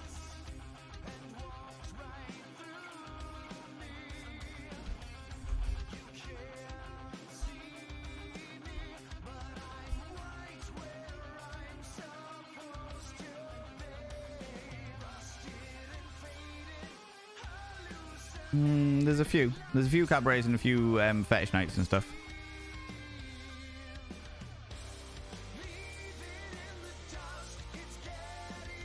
But it's a possibility. I don't know. I'd actually have to like start speaking to some of the local peoples in Wales to see if it's worth even looking. Do you know what I mean? As well as a kinky. We'll fill it if it's in Cardiff. Yeah. Let's see you back. Haven't noticed you haven't been on. Oh, you had noticed you haven't been on? Oh, I love that. Don't come south then, it's spendy. Yeah, I wouldn't be going in the nicest way possible, and I do mean this in the genuine nicest way possible. I wouldn't be going like southern England, because there's no point. It's oversaturated to fuck. There is so many, and this isn't a criticism. There are so many amazing cabarets and amazing fetish nights that happen, like London, Bristol, like that, those areas. There's so much stuff going on. There's a very big creative cultural hub, which I love to see, absolutely love to see. But it just means that the whole system is very, very oversaturated. It means that there's no place for Ken there, whereas further north there might be, you know. Bristol has the same mountain going on. Oh yeah. A hell of a lot of the acts that I book Doom Hippie are from like the Bristol area, just because there are that many cabaret performers down that way. Been in school till March, past my exams, further my career this month. I'm getting ready for some road trips. That's amazing news. Love to see it. Love to see it. Persephone, are you comparing my delightful face to that of a feline? Actually, that is an unnervingly close and accurate representation. You wouldn't come to Cardiff not after living there. That is entirely fair. That is entirely fair. Not everywhere is for every person. Like London. I fucking love London to visit. I could never live there. A relative of mine lives there and absolutely fucking loves it, and is just like, this is my place. This is my place and my people. And I'm like, that's great. I am glad that you have that, but it is not. I'm good. I'm all right. I'm all right not being part of, like, I love visiting, but it has to be a visit place. It's not a live there place. Not for me anyway, you know. No worries, Music Man. You go do your thing. Go do what you need to do, you cheeky devil. Barry is a strange place. I have no idea where that even is. You know? Lived there for 2 years and it broke you? No way, really? Jesus. Do you mean in bank or in brain space, Doom Hippie? And you don't have to answer that question. You don't have to answer that question if you don't want to. Do you know what I mean? I love Los Angeles, but it's not for a lot of people. Yeah. Barb Dreams. There are so many shows in LA that I really want to go see. I really, really want to go see. There's an amazing alternative model who I think rebranded about 5 years ago, 6 years ago. In fact, yeah, it will have been 6-7 years ago, because it was around the time that I started streaming. They were called Perish, and they rebranded to King DeVille, and I'm sure they have a I'm sure they have a club down in LA that I really, really want to go see. Really want to go visit and just experience. Just realized that I can't do my run now. Justify it as my break from work. Gonna have to wait an hour for that. Oh no! Boo! Boo and Taste Music Man. But welcome back. Can't go to the grocery store and still do my jog. That is fair. That is fair. You go do what you need to do. You go do what you need to do, friends. I appreciate you. You know what I mean? What are you laughing at, Persephone? King DeVille, 100%. Excited going to a convention to meet Neil Newborn, Astaria, and then seeing some concerts. Oh, amazing. That's really, really cool. That's really, really cool. Friends, we should probably jump into the deep dive of Werewolves, because we've been chatting away for an hour and 20 minutes, you know? And I've actually, for the first time in a long time, actually caught up with chat, you know? I've actually managed to catch up with chat. So, what I'll do, friends, is I'll go visit the urination station, because I've definitely drank too much fucking tea today. Definitely, Persephone. Definitely. Yeah, it is worth laughing at, to be fair. I'm going to go visit the urination station, and then I am going to come back and we'll jump into deep diving the werewolves and finding what that's all about. All right? Find out what that's all about. I'll run a 3-minute advert to get it out of the way so that we don't have to worry about it again. I might as well, as I'm going to be away for approximately 3 minutes while I go and drain one's bladder. So, do the thing. Friends, get up, have a stretch your eyes, look at something in the distance, then look back again, grab some kind of beverage, hot, cold, or if the time is permitting, flamboyant as fuck. Don't forget to take your meds. If you haven't done it already, take them now, you cheeky devils. And if you haven't done already, please make sure, if you're wearing a binder, have a couple of deep breaths, stretch those lungs out, stretch those rib cages out, and never ever wear a binder longer than 6 hours, which is what we understand it to be as a medical recommendation. We understand it to be medically recommended 6 hours. All right. I'll be back momentarily. You cheeky devils. I'll be back momentarily. Oh, cheeky. Okay, friends. Okay, you cheeky little devils, you. Let us start delving into the realms of the werewolf. How's it going, Nimbury and Hella, you cheeky devil? Oh, my lordy. What's going on here? I am mooning you. I was non-binary. I was indeed mooning you all. It was outrageous, right? And I appreciate you waiting. Thank you very much, friends. Just realized I can unjustify my break. Oh yeah. Go what you need to do. I remember in the past when people knew me as Valen's mod, I would go into streams and people would be like, "Oh, I know you. You're Valen's mod." Really? That was what people are like? Oh god. I bet that was annoying as fuck, Persephone. I bet that was annoying as fuck. You were just like, "No, I am Persephone Narcissus. Know me as myself, you bastards. Know me." Oh, I know you. You're Valen's mod. Yeah. Oh, I hate that. It's like, no, I'm an individual. God damn it. Yes, I figured while we were doing werewolfy stuff, talking about having moons as the be right back and starting soon screen made the most sense. Do you know what I mean? A crater only if it can open and close. I mean, I could leave it as a. By the time I'm finished, it'll look like a crater. Human body contains numerous sphincters, which are the muscles. Oh yeah, they certainly do. So, some estimates are over 50 sphincters in the human body. I could imagine that. I remember with the most sphincters is likely the octopus throughout their bodies, also including, I suppose the suckers are also, yeah, that makes sense. Hooray for sphincters. All about it, you know? All about it. Right. Okay, friends, let us jump into it. So, chums. Buddies, happy-go-lucky scamps. Today is Mythical Mondays. On Mythical Mondays, we delve deep into the realms of mythos and the origins of a variety of different myths. Now, we have done a whole load of these. For those people that don't know what this is all about, we have done a whole load of these deep dives from vampires. We've done vampires, the curse of the mummy, zombies, witches, Krampus, leprechauns, succubus. Is that all of them? Have I missed one? You thought the mod thing was funny? God.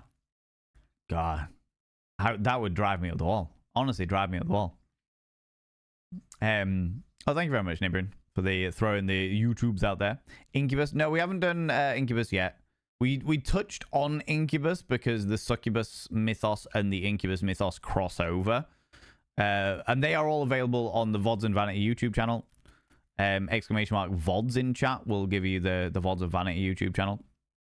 And yeah, they're all available there. There's an entire playlist of them where we actually go through and deep dive them all and what have you. Some of them have been really, really interesting and fascinating and all that jazz. And then some of them, like the leprechaun one, was kind of like, well, leprechauns exist. And it's like, okay. However, the fun thing about leprechauns was we did find out that they are a protected species according to EU law. Which I thought was fucking hilarious. But today, friends, my happy-go-lucky scamps of human beings, we are going to be looking into werewolves. The classic sort of howls at the moon, shape-shifting werewolves. You know what I mean? Quick only refer to Valen as your mod. Well, I'm the mod. I think I'm only a moderator in 3 channels maybe. I'm modding Sembar's channel, my little brother I Am Genre's channel, and Classic Chunks channel. And I'm not a great mod. Barely ever fucking show up, you know. And when I do, I'm always lurking, just in the background, waiting like a silent predator, you know. I used to be a werewolf, but I'm all right now. God damn it, Doom Hippie. Please tell me the haggis is also protected. I have got no idea, Authenticator, but I hope so. I hope so. Haggis, for those people that don't know, is a Scottish dish, a delicacy, some may say. And as a result, people have declared that the haggis is actually a type of animal. And therefore it should be protected. Do you know what I mean? Zappy Z genre back. Yeah. Genre's trying to get back into streaming and doing bits and pieces and what have you. So yeah. Haggis are an endangered species, just like the drop bears in Australia. I'd never even heard of the drop bears. They're really hard to catch. You need a special haggis net. Oh my lord. Like, I'm not getting into that right now, friends. We are talking werewolves. All right. It's also a wee creature that lives in the Scottish hills. Don't. There are, like, this is a fucking can of worms that I am, like, not ready to open, all right? All right? The wee hairy haggis that runs counterclockwise around a hill. Yeah, exactly. Carnivorous cousin of the koala, very vicious. I'm not getting distracted. I'm not doing it. Back to werewolves, friends.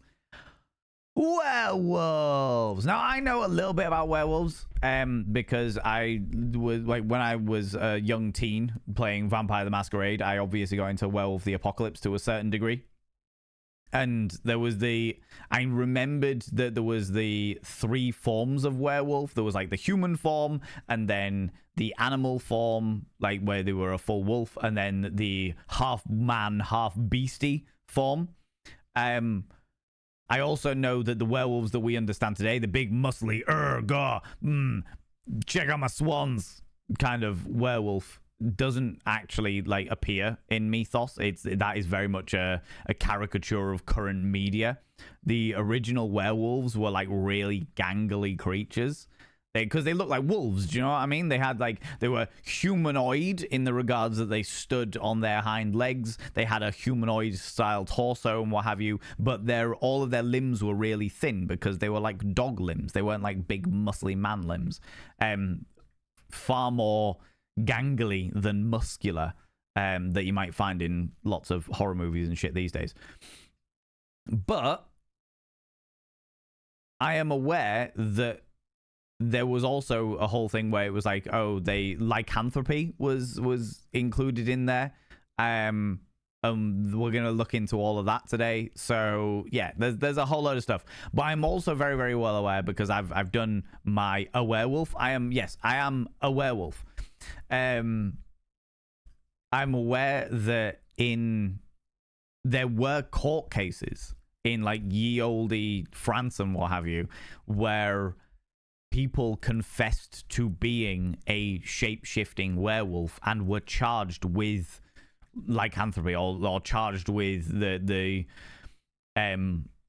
charged with the law of being a shapeshifter and were, like, put to death and shit about it. There was, like, all kinds of wild ass stuff. So there's a lot of things that we can look into today. So I'm quite intrigued by it all, you know.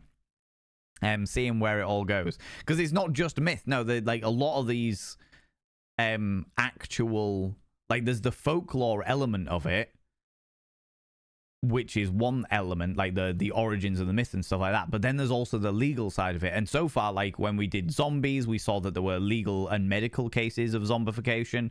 When we did vampirism, we found out about the fact that there was, like, people that were still being accused of being vampires and, like, their graves being dug up and, like, staked and had their heads cut off and all kinds, like, cutting off the corpses' heads and stuff. We found out about like the witches. Obviously that was political as much as it was political, sexist, misogynistic, as much as it was, like, supernatural and what have you. There's, like, so many fucking things. So right, let's get into it. Naked American man stole my balloons. If you know, you know. Nope, that one's lost on me.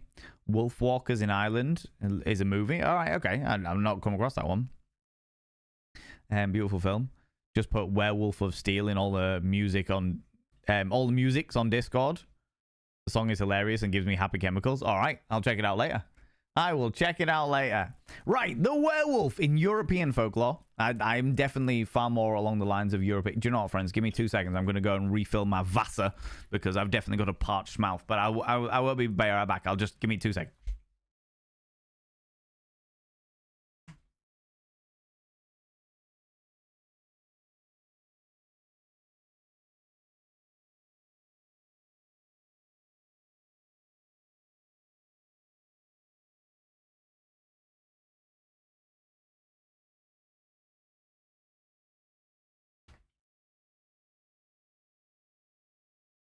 I forgot to do it in the break area, but it's fine. It's all right. It's okay.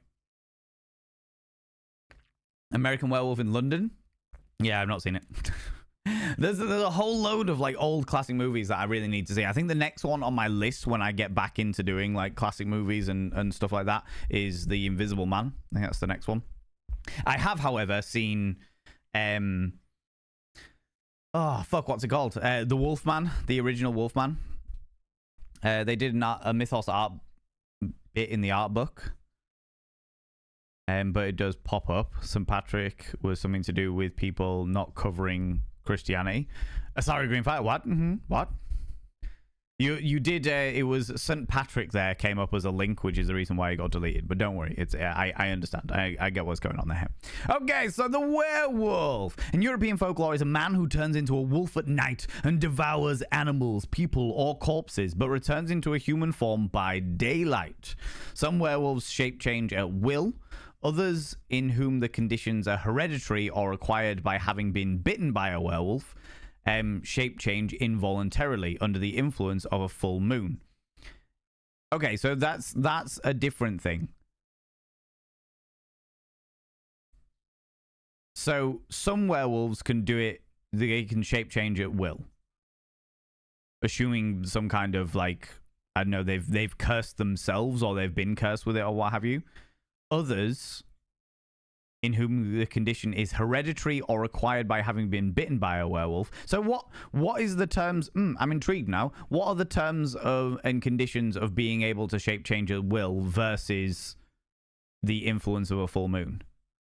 So if you, it says here, the condition is hereditary or having been bitten by a werewolf, the shape change tends to be involuntary. It's only the full moon that really brings it out. If he's wounded in wolf form, the wounds will show in his human form and may lead to his detection. Belief in werewolves is found throughout the world. The psychiatric condition in which a person believes he is a wolf is called lycanthropy. Okay, so there's the medical side of it and what have you. Would you like a reminder of that movie? No, I'm good, thank you. I was about to say I haven't seen it, so I don't want to spoil it for myself. Do you know what I mean? Excessive idling. How you doing? Monster Squad, one of Steven Spielberg's first movies, has Dracula, Creature from the Black Lagoon, Frankenstein, and of course the werewolf. Yeah, thought European folklore was with the traveling folk, gypsies, in the non-offensive term. And or Romany, love them, cursed to be a werewolf. So in the story of the Wolfman, it was the traveling folk who had the curse. There was the curse that was well known to be part of that, and they knew how to deal with it. But there's also like the side effects of it, where it's like in modern understanding in modern media and what have you, you had the werewolf has complete control over what they do in their wolf form or their wolf man form or what have you, whereas in all of the old original folklore, to my understanding, they never had the influence. When they turned into a wolf or when they turned into like this semi beast, the demi man beast, they have no control over what it does. It's only afterwards when they wake up, they're like, shit, what the fuck have I done while I was in this hypnotic state or state of out of my control, you know? In countries in which wolves are not common, the monsters may assume the form of other dangerous animals, such as bear, tiger, or hyena. Oh, right, okay. So there actually are werebeast forms in other countries as well. I knew there was in, say, like, World of Darkness and shit like that, because they just, like, people like, and D&D and stuff, it makes sense. You go, oh, were-shark, let's go, let's fucking go, you know? But it's interesting to see that there's actually folklore around such things. I know there's always been folklore around shapeshifters.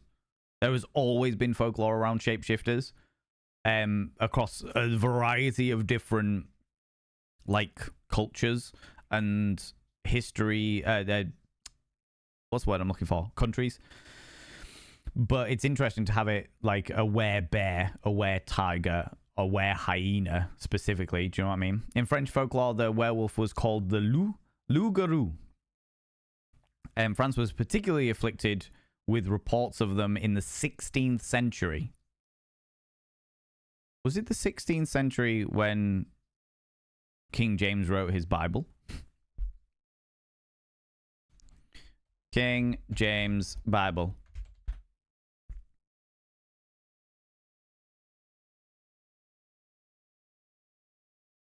Yeah, the King James Bible, 16th century. Well, 1600s, so technically the 17th century. Okay, all right, so it's slightly before the King James Bible. However, it will have been... it was published in the 1600s, so it will have been translated in the 1500s. So this, yeah, perfect timing. The actual affliction of the wolves in France was about the same time that King James was getting all zealousy. And there were many notable convictions as a subject for 20th century horror films. The werewolf tradition, second only to the vampire tradition in popularity. Werewolves are believed to turn into vampires after death. What? I've never heard that before. Werewolves are believed to turn into vampires after death? Excuse me? Never heard that before. Never in my life. I have always heard that there is a connection between, because I am aware that in certain vampire lore, there were werewolves and vampires are like polar opposites. No, not in the original folklore, but they were definitely in like modern media, like fucking Underworld and shit like that, and Twilight. There's all of like modern media has definitely had like the werewolves being the guardians of nature, and the vampires being everything that is evil and unnatural because they're undead, and there they have them clashing and stuff. But I know in folklore, like, first of all, the ability for a vampire to turn into a wolf was definitely a thing. They could turn into wolves, they could turn into bats, they could turn into mist, you know? However, I am also aware that vampires were seen in a variety of different cultures as like the lords of the night and everything that was in the night. So werewolves would fall under that. So they were like the lords of werewolves. I have never once heard the idea that werewolves become vampires after they die. That's a new one. That is a new one. I trust a vampire before a werewolf. Yep, that's fair. New and important information. Children of the Night. Hear what sweet music they make. Yeah, exactly right. Exactly. The Wolfwalker would be Paron Ben bitten.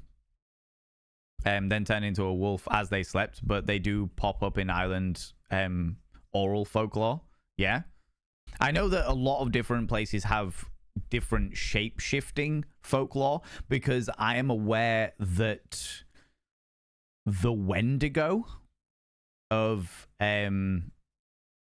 the native people of America have definitely got, like, there are crossovers with the Wendigo and werewolves in certain situations, because I'm aware of there are some connections. Like, a Wendigo is a human. We can get into it, at some other time. In fact, do you know what? We might do Wendigo. That might be our next one that we do in May or possibly June if we need something a bit different. Do you know what I mean? But there is definitely a crossover between Wendigo shapeshifting and werewolf shapeshifting. And I am aware that a lot of interpretations of Wendigo look very wolf-like. You know? Never heard anything about that either. Exactly. Is the Wendigo Bigfoot and werewolves relatives? Bigfoot, no. Do you know what? The Bigfoot and the Mothman are the two of the crypto zoology departments that I've just never been interested in. Cryptid, that's the one. The cryptids that I've just never really been interested in. I don't know. They seem very boring to me. But there's definitely a Wendigo and werewolf crossover. The Jersey Devil, to my understanding, is definitely a crossover with more like Bigfoot stuff. Along with, oh my god, Abominable Snowman kind of thing.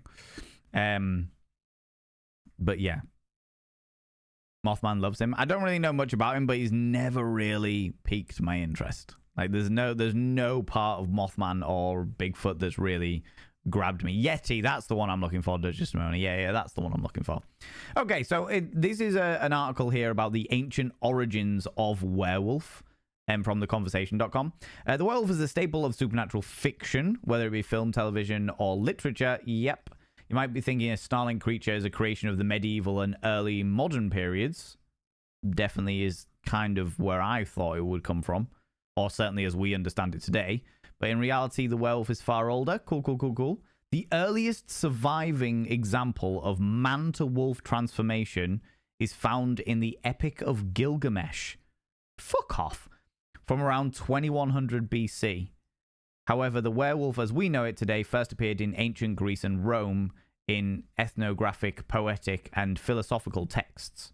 These stories of the transformed beasts are usually mythological, although some have basis in local histories, religions, and cults. In 425 BC, Greek historian Herodotus described the Nuri, a nomadic tribe of magical men who changed into wolf shapes for several days of the year. The Nuri were from Scythia, the land that is now part of Russia. Using wolf skins for warmth is not outside the realm of possibility for inhabitants of such harsh climates, and this is likely the reason that Herodotus described their practice as transformation. Oh, Jesus. The werewolf myth became integral with the local history of Arcadia, a region of Greece. Here, Zeus was worshipped as Lycian Zeus, the wolf Zeus. And in 380 BC, the Greek philosopher Plato told a story in the Republic about the protector turned tyrant of a shrine of Lycian Zeus.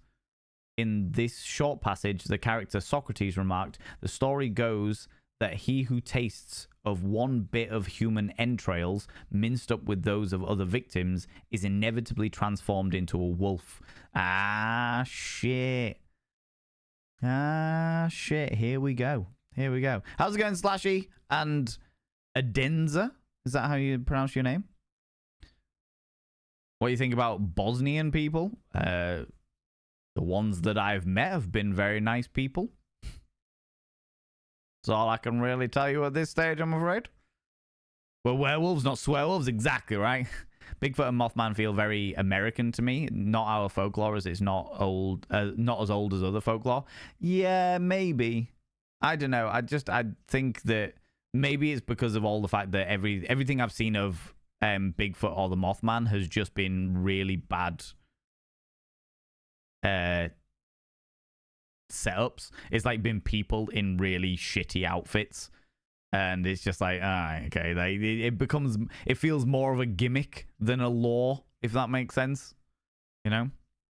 Lycanthropy has been popular in myths and literature for thousands of years. Well, yeah, I mean, from what we're seeing here, the earliest is, what does it say? The Epic of Gilgamesh, which was 2150 to 1400 BC. BCE. It's the great Babylonian poem that predates the Homer Iliad by 1,500 years. So we are literally talking to nearly, well, approximately 2,000 years, probably 4,000 years ago. Do you know what I mean? Do you know what I mean?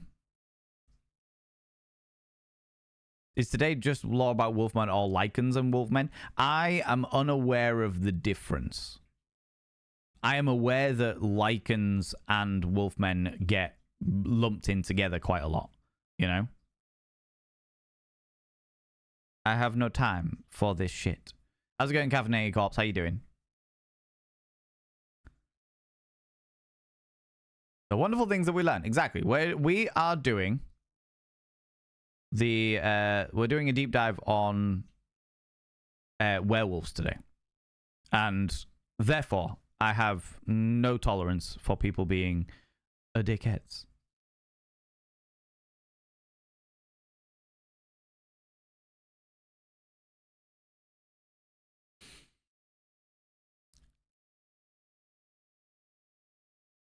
There we go. Okay, done and done. I'm good. It's all right. Do you know what I mean? Axel Swift, how's it going? What kind of stuff do you post on your Instagram? If you want to go check it out, you're more than welcome to. Normally just my face. They're out in droves today. They are out in droves today. There's an awful lot of trolls coming along. And you know what? If I was just having a just chatting stream, tell you what, trolls. If you want to have a really good time of it, come back when I'm not doing an educational thing. Come back next Monday. I will happily take you through the ringer. I will happily talk to you about how delicately you want to inappropriately lick every inch of me. Do you know what I mean? I'm more than fucking happy to do that. Oh, you followed me. Ooh, you little stalker. You know? More than happy to do that. But today, I'm doing educational shit. Today, we're now actually looking at something that's quite interesting, you know? What if, and hear me out, the werewolf is the missing link? What if, right?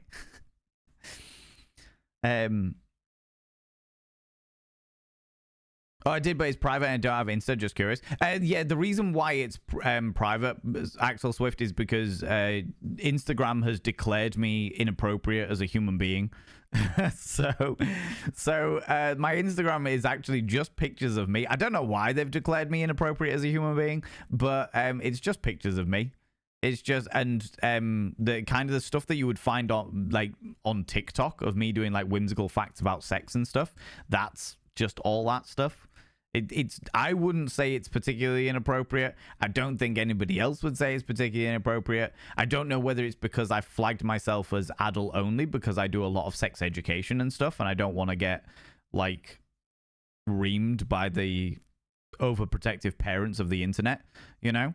But you know, how's it going, Mary Majora? Hello, you cheeky devil. If I've got a mod available, could I please get a shout out for Mary Majora, please? Mary Majora is a fucking hilarious individual. Well worth all of your love and attention, and well worth you going and checking out and saying hi to and doing all the bits and pieces because they're glorious and wonderful. You know? Isn't Bookface a place for pictures of one's face? I would imagine. I don't really use Facebook. I do use it every so often. I'm trying to get back into it, but I find it very toxic as a place. I've got a lot of amazing friends on there, which is the reason why I'm still on there.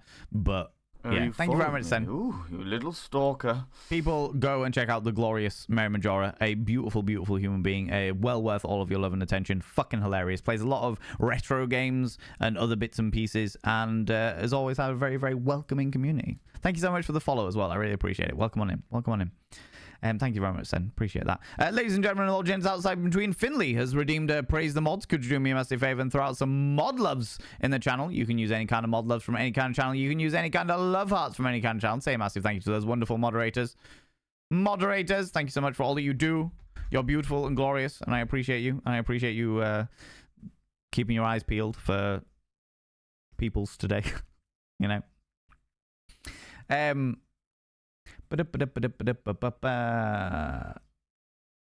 Right, let's have a look at,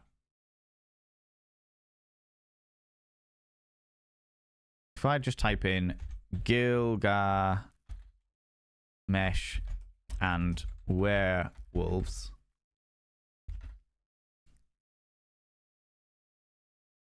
what does it come up with?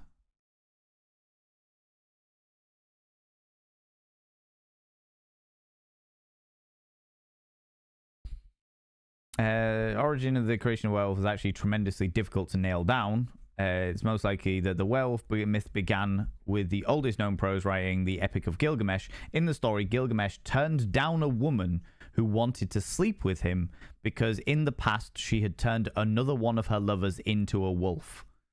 There are similar tales in Greek mythology of Zeus turning boys into wolves, and Nordic myths of a father and son turning into a wolf for 10 days. While these myths exist, there is only a slight connection between these stories and what we think of today as a werewolf. So the original iteration of werewolves were people being turned into wolves or turning into wolves out of choice, by the looks of things. That's the first, like, earliest iteration of a human wolf crossover, do you know? So there are many famous werewolves and the different names for a young werewolf, a pack of werewolves, I'm assuming called the honey packs. No, so from what I understand, they were always solitary creatures. From what I understand, in the original lore, because of the fact that they were humans first and wolves second, they never really hunted in packs. It was more a case of they were a lone creature, you know? Time to clean my little band pedal. I'm okay with this. You know? People are coming in and it's cool if they're having a bit of a dick around and stuff like that, but I'm trying to do the education shit, do you know what I mean? You know? No worries, thanks then. I feel like Gilgamesh wolf thing might have been lifted for the witch in Conan. Might well be, yeah, for sure. She turned me into a newt. I got better. Anything about Romulus and Remus of ancient Rome? Vaguely recall them being similar to werewolves. No, Romulus and Remus in ancient Rome was they were raised by wolves. That is a myth that has propagated throughout the vast majority of Europe, but the Romulus and Remus one is the most famous, where they literally were abandoned. There's different myths about whether they were abandoned, whether they were sacrificed to the nature gods, whether their parents were slaughtered or what have you. But it's that the Romulus and Remus were taken in by a wolf mother, and she nursed them like she nursed her own pups, as it were. At least in Potter, well, Remus Lupus. Yeah. We try not to bring in fucking Harry Potter in here. Not because I have anything against the books, not because I have anything against the actors, but the author is a colossal piece of shit. So, you know, who thinks that people have been apologizing to her when nobody fucking has? But anyway. So yeah, so the earliest form of werewolf was the Gilgamesh story, or the earliest form of any kind of shape-shifting into a wolf that we have on record was the Epic of Gilgamesh, which was 2100 BC, where we are aware that a woman slept with a man and he then turned into a wolf, and then she wanted to sleep with Gilgamesh and he turned her down. There are also similar tales in Greek mythology, around Zeus. Okay, let's go back to where we were a second ago. Excuse me. Literary evidence suggests that cult members mixed human flesh into their ritual sacrifices to Zeus. Both Pliny the Elder and Pausanias discuss the participation of a young athlete, Demarchus even, in the Arcadian sacrifice of an adolescent boy. When Demarchus was compelled to taste the entrails of the young boy, he was transformed into a wolf for 9 years. Recent archaeological evidence suggests that human sacrifice may have been practiced at the site. Oh, shit. So it was all to do with human sacrifice. And that's where I am aware that it delves, that there's one of the big crossovers. So as we understand it so far, part of the whole thing of men turning into wolves in ancient Greek tradition, at the very, very least, was the consumption of human flesh. Being like, if you consumed human flesh, then you were turned into a wolf, or you had the chance of being turned into a wolf.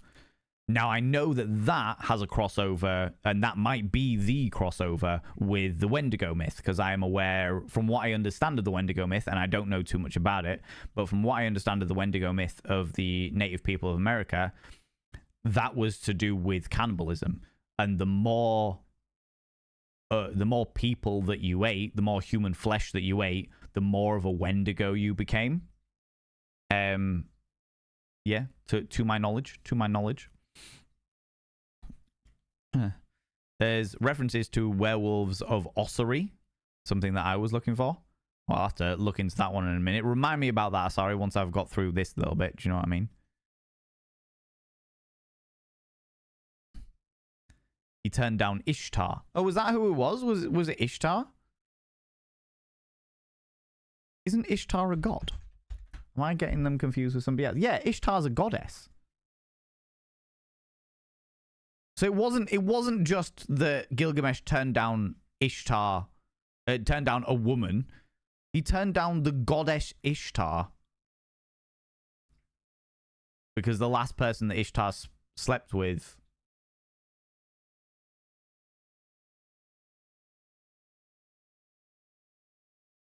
Mesopotamian gods. Was it the same person?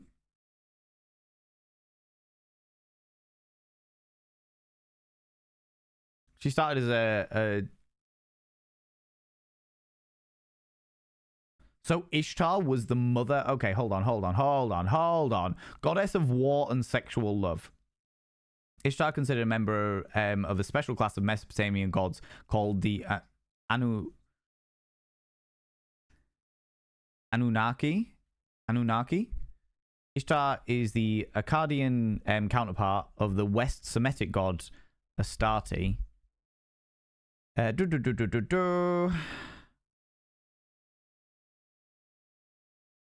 of the sky god, and blah blah blah blah. Goddess of rain and thunderstorms, leading to association with the sky god.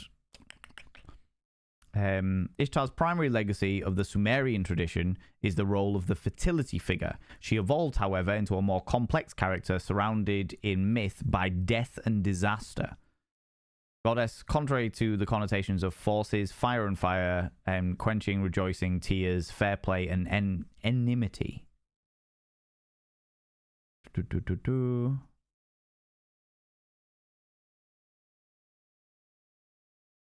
Part of her cult worship probably included temple prostitution. Love to see it. As long as they were all consenting. Universe in the ancient Middle East, many centers of worship probably subsumed numerous local goddesses. Okay, yeah. So she was the goddess of fertility and war. What a combination of fiefdoms there, of realms of the divine. Thought it would be a good portion of the Norse mythos would worship the wolf bear, potentially have quite a bit of werewolf stories. Yeah, there's definitely certain crossovers, but we're going to look into that in a second in regards to, because I know that one of these tabs that I've got open includes that sort of stuff.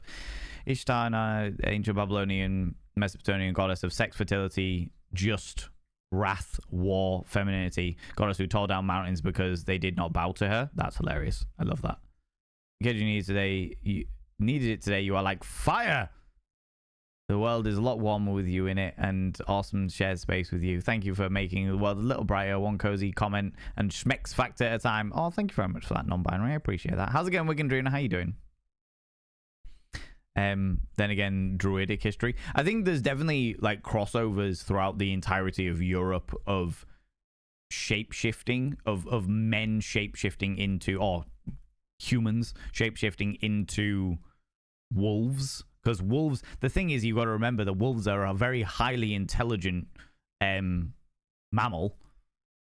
And they were very prevalent throughout the entirety of Europe. So it makes sense that people would associate them, and already have associated them with various deities and various guardians, and there was an element of fear when it came to the wolf, whilst also an element of respect. So the idea that they would associate this predator with the idea of somebody being able to turn into such a predator, that makes sense. That makes a lot of sense, you know? Lust. Oh, right. Yeah. Thank you very much, Pixie One. Appreciate that. Festival of Ishtar was something, yeah? You went? Was it good? Was it great? Was it interesting? After you have a war, you're going to need to repopulate at least a bit. That is true. That is true, Music Man, you know? It's like Sekhmet of Egypt. Yeah. Well, of course. Aristotle's coming in with the Egyptian comparison. And let's not lie. Across all of these ancient religions, there was a lot of crossovers of gods. There was a lot of crossover with gods, you know? A lot of them stole from each other and what have you, you know? Day off awake cats come say, yeah, I appreciate that, Wiccan Dreamer. I really do. I really do. Thank you very much. I appreciate that. Right. Of monsters and men. The most interesting aspect of Plato's passage concerning the protector turned tyrant, also known as the mythical kin Lycon, Lycaon, expanded further in Latin texts, most notably Hyginus's Fabulae, and Ovid's Metamorphosis.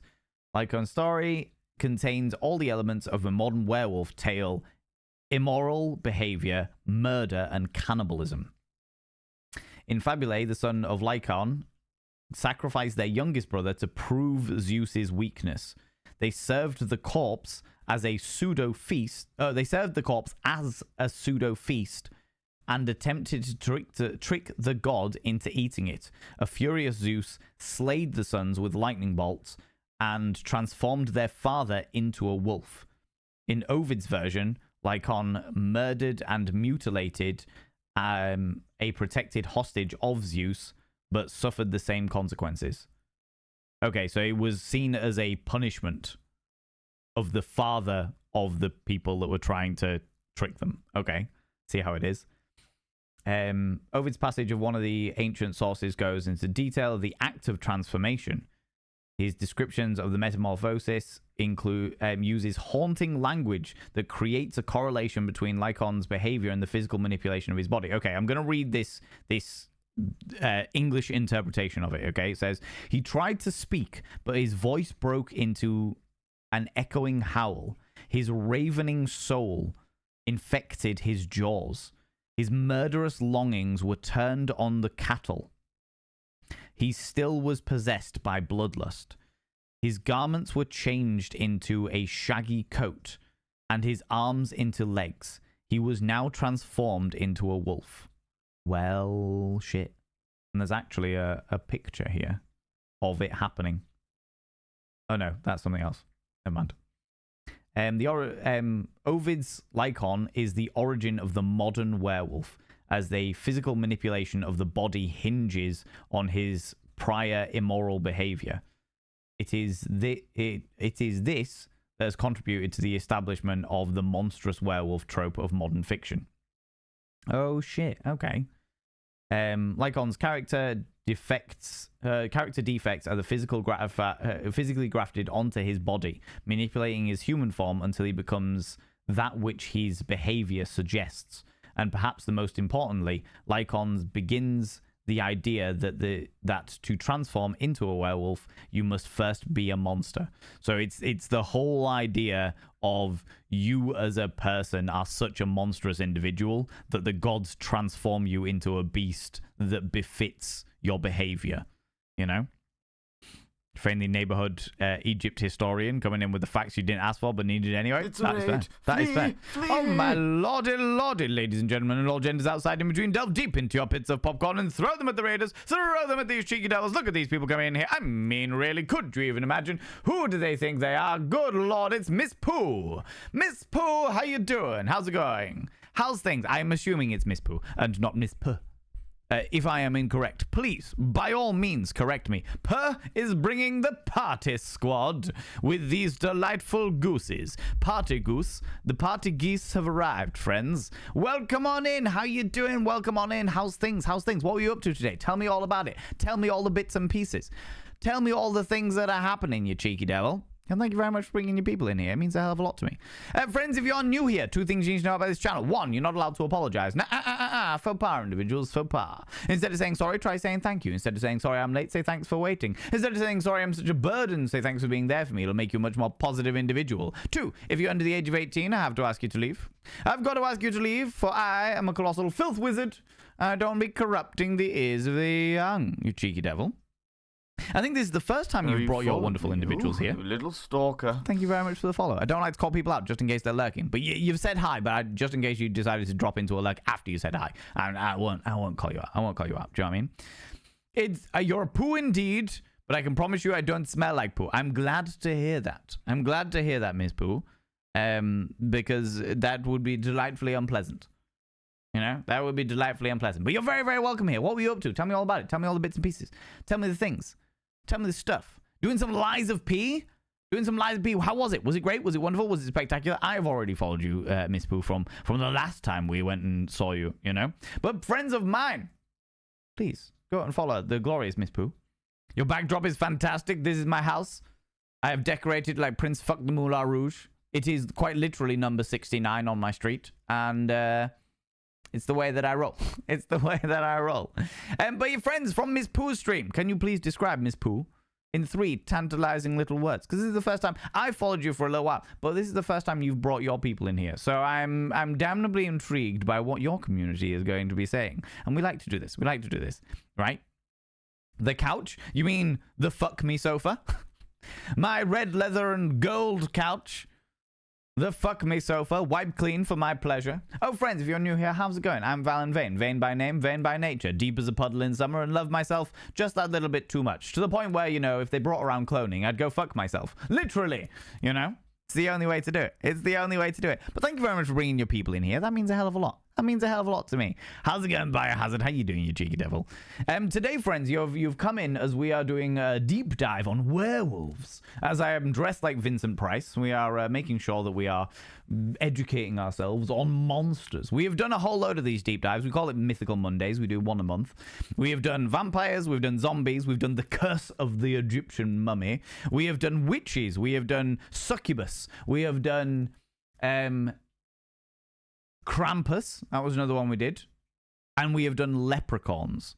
And today we are deep diving the werewolf myth. So, yeah, we're deep diving into all of that. I want to fuck me sofa. Well, you're welcome. You're welcome to go and get one. I would happily encourage it. The fuck me sofa is always a worthwhile endeavor, if I do say so myself. However, always advise if you're getting down and dirty, especially on a nice, hot and tasty summer's day. Just don't do it on a leather sofa because you stick like a bitch. The molecules of your skin will meld into the leather. You will become part sofa. And it will be very painful to stand up. All right? It will be very painful.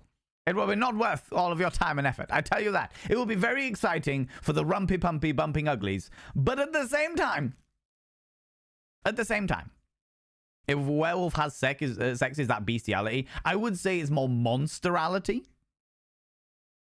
I think it's a lot more of the monster kink than it is of the bestiality kink. However, I will say that there's a lot of the bestiality elements in the old shunga, which is the erotic paintings of Japan of ye olde days. I am a filth wizard. I know all about this shit. Do you know what I mean? Tired, busy at work, you okay? Doing all right, mate. Doing all right. Doing okay. Come to a lot of realizations about being burnt the fuck out and just cracking on. Do you know what I mean?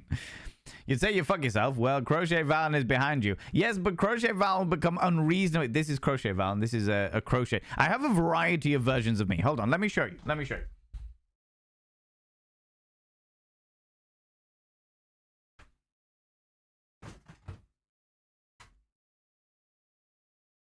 So this is cardboard Valen.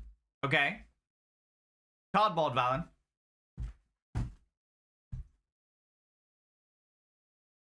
We've got crocheted Valen there, which is a life-sized crocheted version of myself. And then we have Barbie Valen, which is a Barbie of myself. Made by Finley, who's in chat at the moment. This one was made by Finley Short Stuff. Looking glorious. I dare not take it out of its box. All right. This one was purchased by the community, and this one was made by Itzadine. All of the variations of me. Do you know what I mean? Oh, we've got Hand Puppet Valen as well. This is Hand Puppet Valen right at the back there. Right at the back there. You know? All three are better than the original. Scandalous! Biohazard, how dare you? How very dare you? I am the ultimate of all vain creatures. Mirror, mirror in my hand, who is the unreasonably sexiest in the land? Oh, what's that, Valentine? Yes, it is. Yes. If I was somebody else, I'd be all over me like a bad rash. Do you know what I mean? It's just the only way it knows how to do it. How's it going, Miss Jilly? How you doing? And that's the amazing jacket made on stream. Yeah. I still have that. I was going to wear it for the party that I ended up cancelling, but yeah, it is what it is. By the way, Miss Pooh, if you need to disappear off, if you need to go grab a snaffly treat, go and, I don't know, grab some kind of delightful beverage or what have you. I understand you've been streaming. I know what it's like. If you need to go do your thing, thank you so much for bringing your people over here. It means a hell of a lot to me, but I also understand what it's like when you've been streaming and stuff. So if you need to disappear off, please go do so. Please go look after yourself, you know? You're welcome for the follow. Sound like a good friend. Any friend of Miss Pooh is worth a follow. Oh, you. Flattery gets you everywhere. Your house has put a spell on me. Should see my boudoir, Miss Pooh. I would like to say that's an invitation, but it's not. It's just my boudoir is like a deep purple, black and gold. And candles everywhere, naturally, because I'm just that kind of person. Just that kind of person, you know? And is it Kenichi Senpai? Is that your name? Is that how you pronounce it? Just, I want to make sure I know the Senpai bit, but I want to make sure I get the Kenichi right. You know, but yeah, and of course sometimes you just gotta indulge in the decadence, and that is what I evidently do. I am all about the decadence.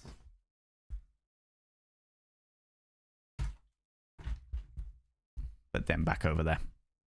Right, okay, so we're deep diving the joys and wonders of werewolves today, friends.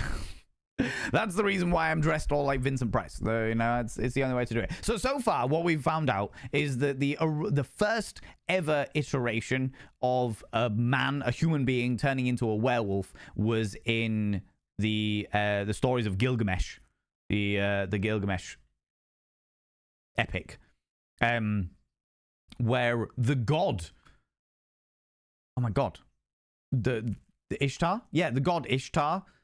Basically said to Gilgamesh, hey, why don't you come, you and me, get it on, do the horizontal tango thing. And Gilgamesh went, no, how dare you, because I have seen that the last person you slept with turned into a wolf. And that's like the first literary iteration of it, you know? My house is more of a forest witch vibe, living the forest behind your house. That makes sense. And you've just melded your entire house into the forest. I have no qualms with this. I think that's a great idea. Do you know what I mean?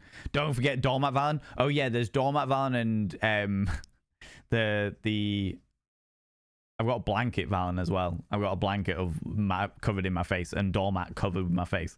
There's going to be at some stage going to be a Valen museum full of all of the random shit that this community have put together. Over the years. Oh my lordy. Yeah, it's a thing. It is entirely a thing, you know.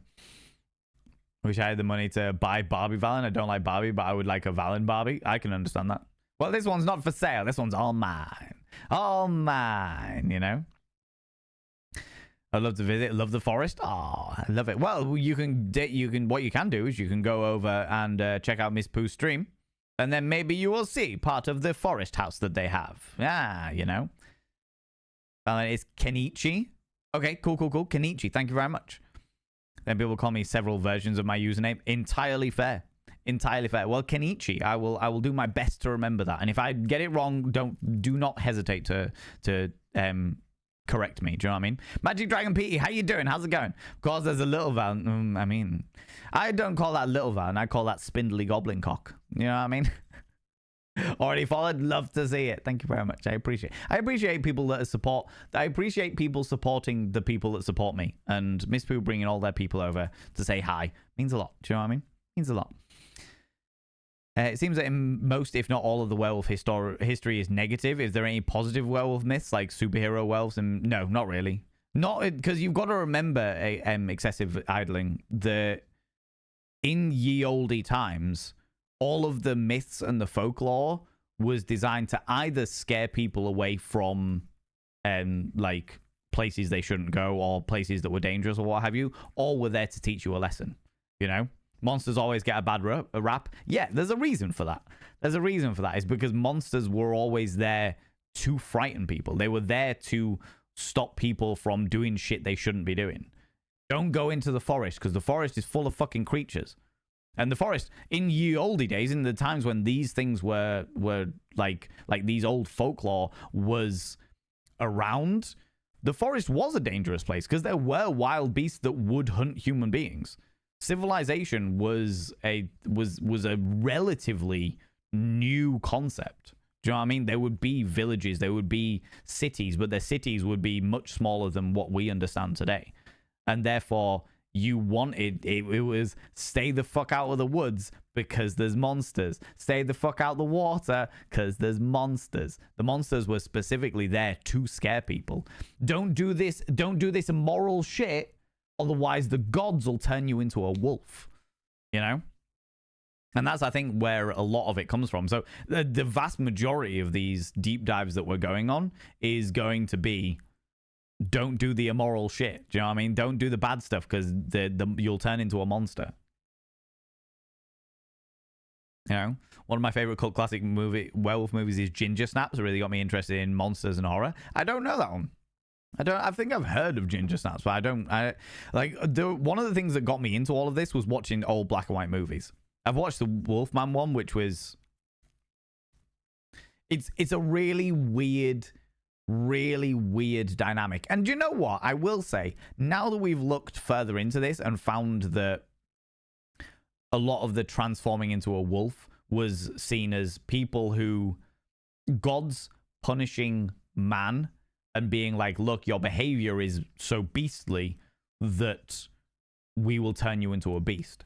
With that in mind, I understood the Wolfman idea a lot better because I watched Wolfman, the black and white 1940s movie, Wolfman, and I preferred the Wolfman to the human being that he was. The human being was a misogynistic, perverted twat who didn't take no for an answer multiple fucking times. He would there was no aspect of him that was fucking redeemable, apart from the fact that even when he got bitten by a wolf, he was like, oh, woe is me, I'm such a horrible thing. But now I'm looking at it and I'm like, oh, actually, he was actually pretty fucking horrible and misogynistic. He was pretty fucking beastly. Oh, and he turned into a werewolf. Yeah, you know, that's fair enough. Do you know what I mean? What if I want to be a monster?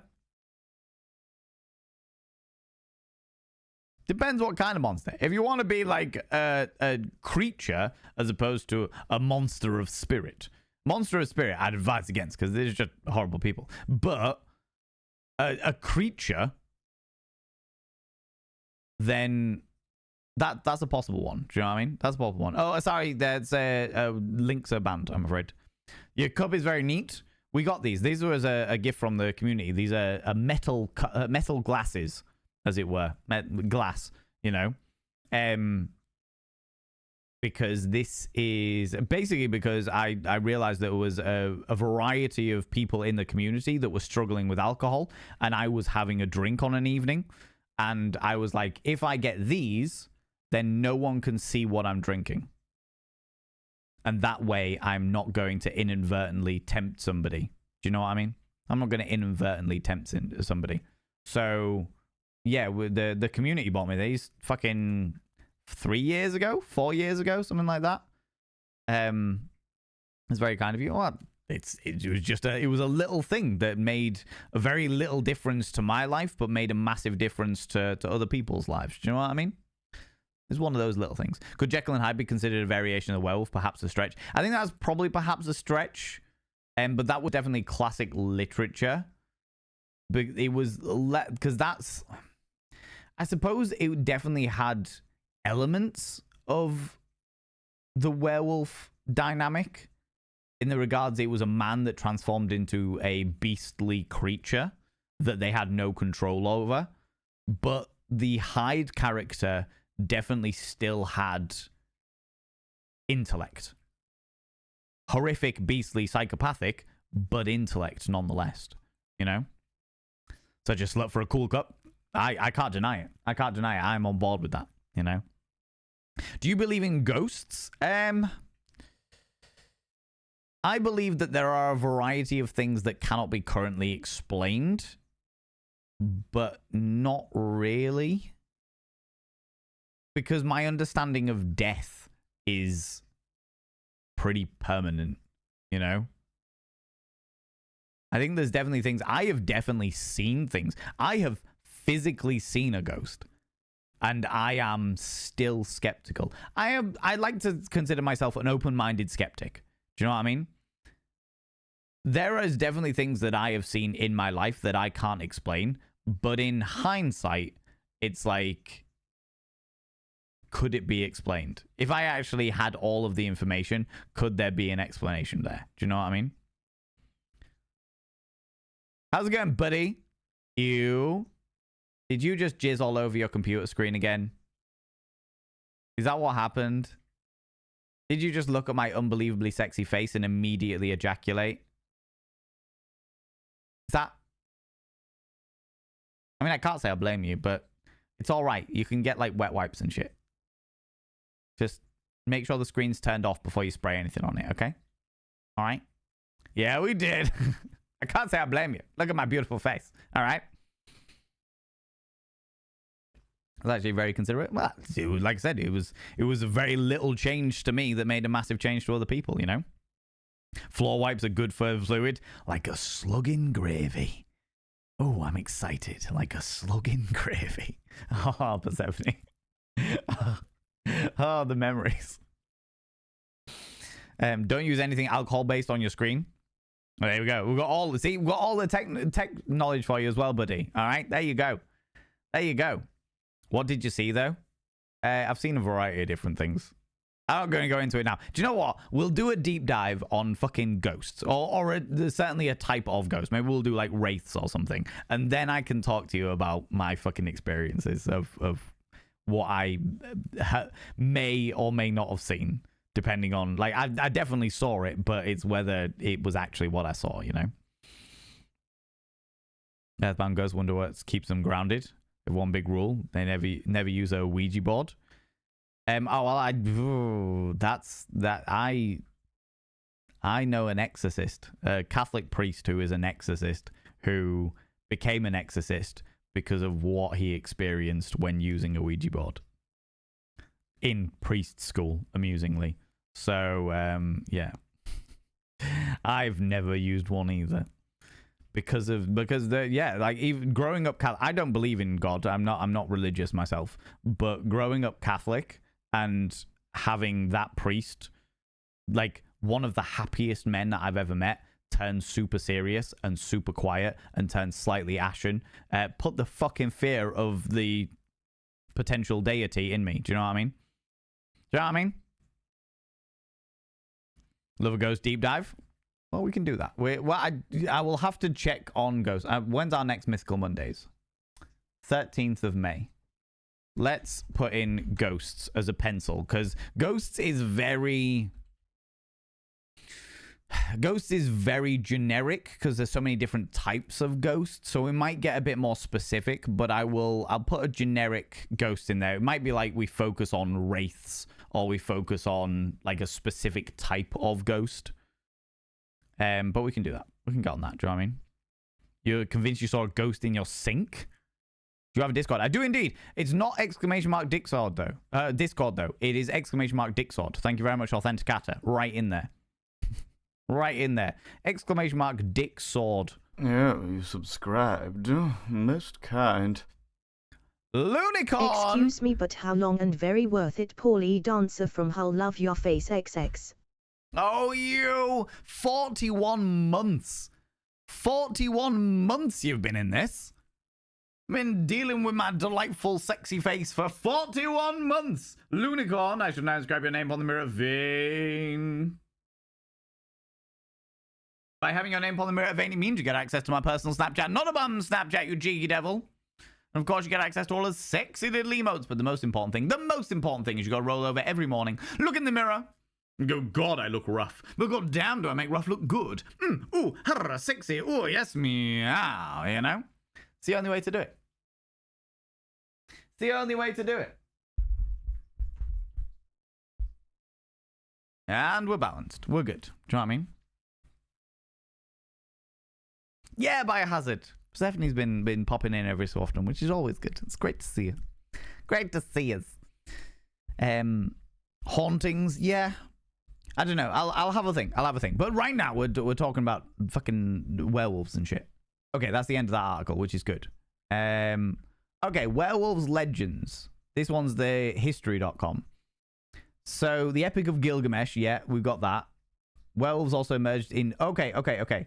So werewolves made another early appearance in Greek mythology with the legend of Lycaon, which is what we've just been talking about. And then it also says werewolves also emerged in early Nordic folklore, which is what people were pointing out in chat earlier.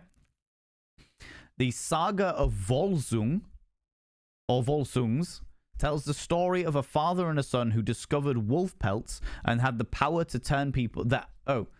discovered wolf pelts that had the power to turn people into wolves for 10 days. The father-son duo donned the pelts, transformed into wolves, and went on a killing rampage in the forest. Their rampage ended when the father attacked his son, causing a lethal wound. The son only survived because a kind raven gave the father a leaf with healing powers.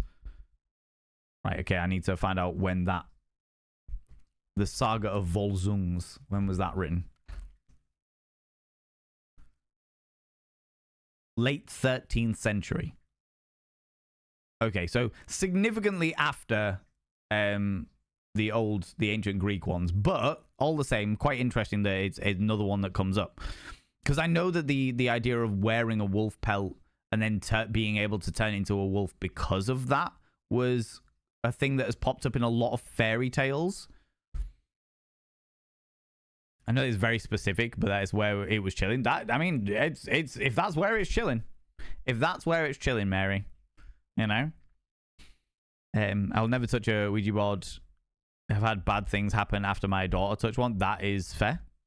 Makes sense, the Nordic stuff, since I believe the ravens were highly regarded as spiritual important. Yes, well, ravens and crows and basic corvids have been highly regarded in nearly every culture. Every culture that they exist, every like country of which they exist, they have always been very heavily regarded. Like the ravens are more Norse stuff. You get the crows that... Like, I mean, we literally talked about the film The Crow. The Crow is a Native American thing, the First Peoples thing of carrying the soul of the soul from the land of the living to the land of the dead. And magpies have always been a big thing across Europe, mainly about trinkets and treasures and stuff. But they've got a lot of stuff. Corvids in general. And I think part of the reason why they are is because corvids are scavengers and therefore litter the battlefield, do you know? And therefore it's like, yeah, you see them in every battlefield because, of course, that's where all the food is, you know? Okay. The next section is infamous werewolves. Okay. Many so-called werewolves from the centuries were, in fact, serial killers. And in France, it had its fair share. In 1521, Frenchman Pierre Bergeau and Michel Verdun allegedly swore allegiance to the devil and claimed to have an ointment that turned them into wolves. After confessing to brutally murdering several children, they were both burned to death at the stake. Burning was thought to be one of the few ways to kill a werewolf. That's a really good thing, because before we finish today, I want to find out where the whole silver thing came from. Because I know that silver was seen as a pure metal, and I know that when it came to the... I know when it came to vampires, the silver was... It was like the purity of the silver was the weakness of the vampire, because... it was such a pure metal and shit like that, you know?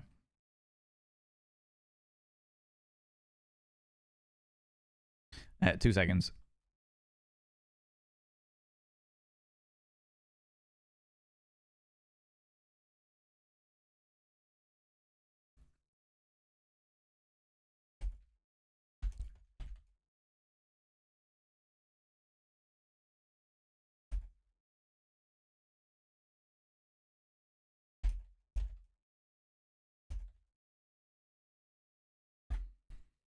Where were they? Yeah, I'm just chatting to the mods. It's all good. It's all good. Giles Garnier, known as the Werewolf of Dole, was another 16th century Frenchman whose claim to fame was another ointment with wolf morphing abilities. According to the legend, as a wolf, he viciously killed children and ate them. He too was burned to death at the stake for his monstrous crimes. Whether Bergeau, Verdun, or Garnier were mentally ill and acted under the influence of hallucinogenic substances or were simply cold-blooded killers is up for debate. But it's likely it didn't matter to the superstitious Europeans during the 16th century. Definitely not. As we have just discussed, the 16th century is where would have been, so the 1500s, aka the 16th century, would have been the time where King James was writing his new version of the Bible and also writing his book Demonology. For those people that are not aware, we brother, what's that? What's that, brother? It's something very alluring and delightful. I know it's surprising, but it is still very alluring. Thank you very much for the 200 little bits to do. Ooh, brother. Ooh, what is that? Ooh. I appreciate it. I appreciate you spending £200 on the oohs. 200 pounds, 200 biddies. I appreciate that. I appreciate it. Where was I? You've completely thrown me now. I don't know what I'm doing. Don't even know what I'm doing.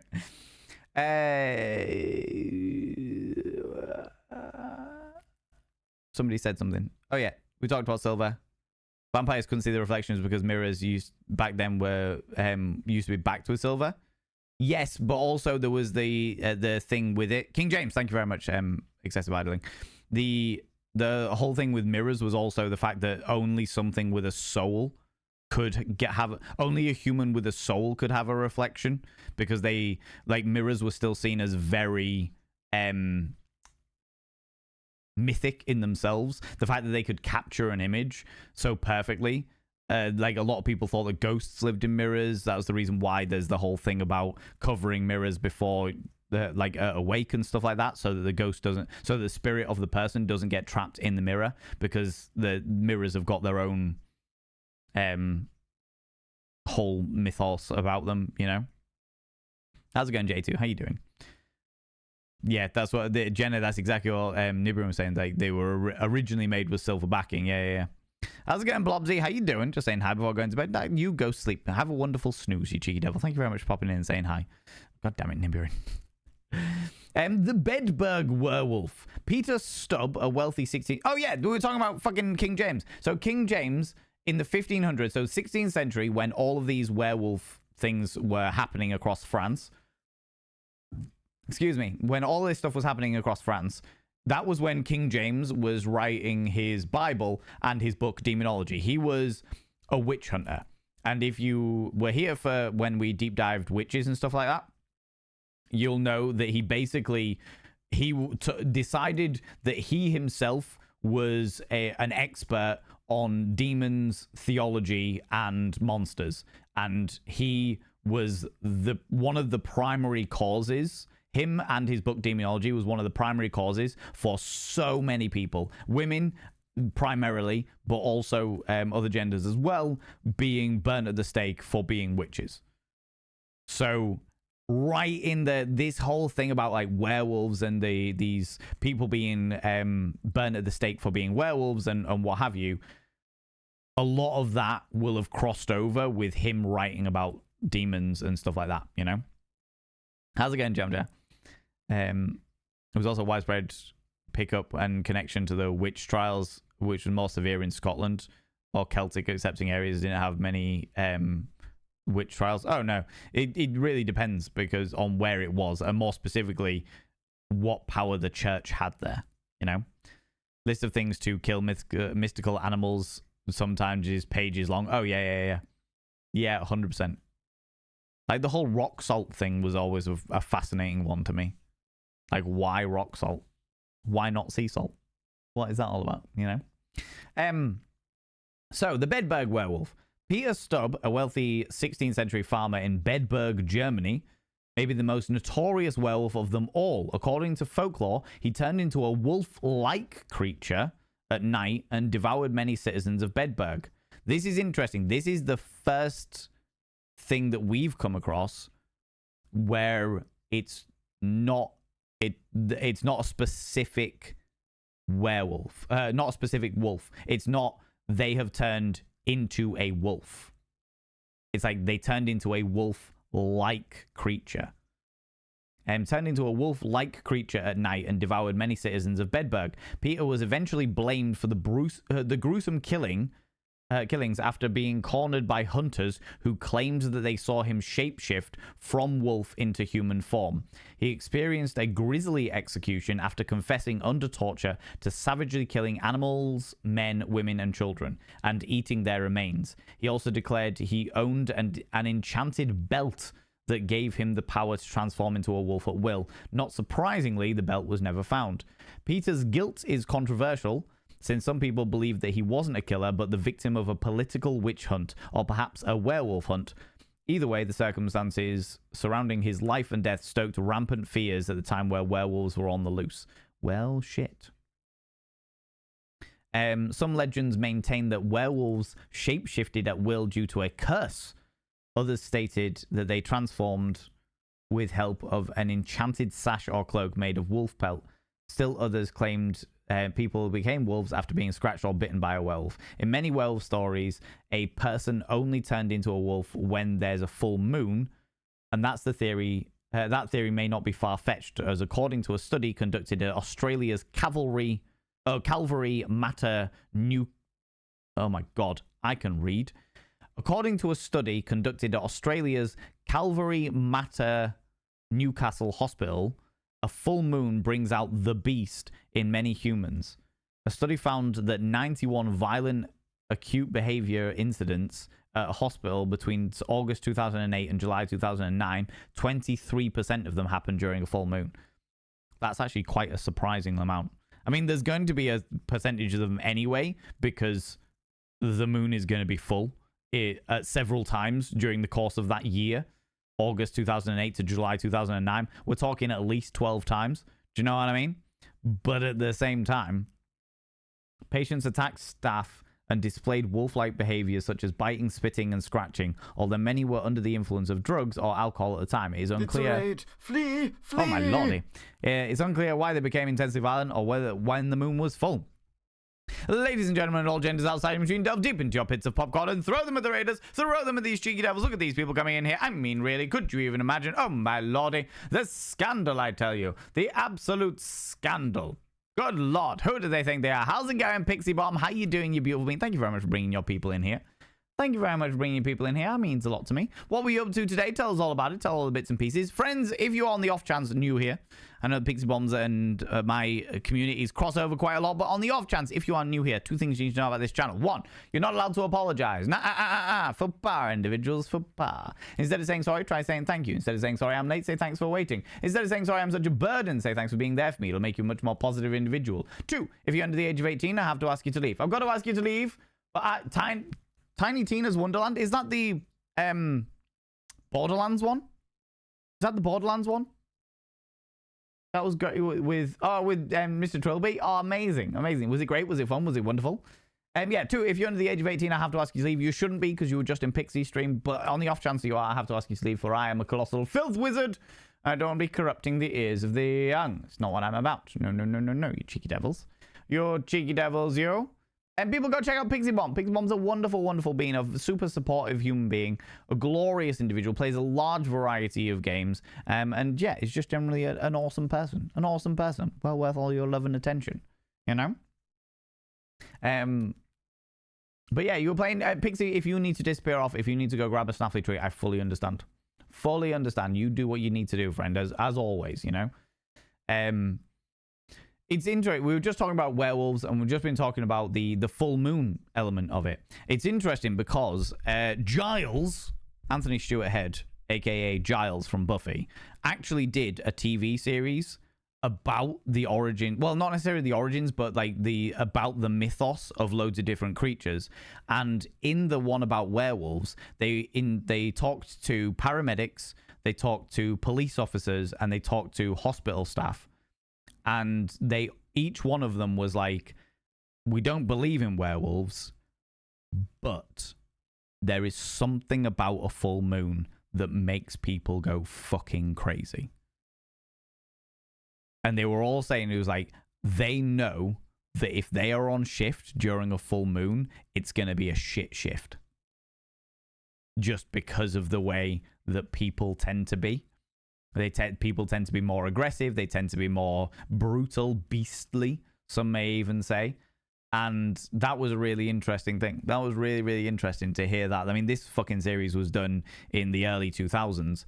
And it was really interesting to hear that was something that was like a known thing among emergency service. What was I saying? Among emergency services, you know?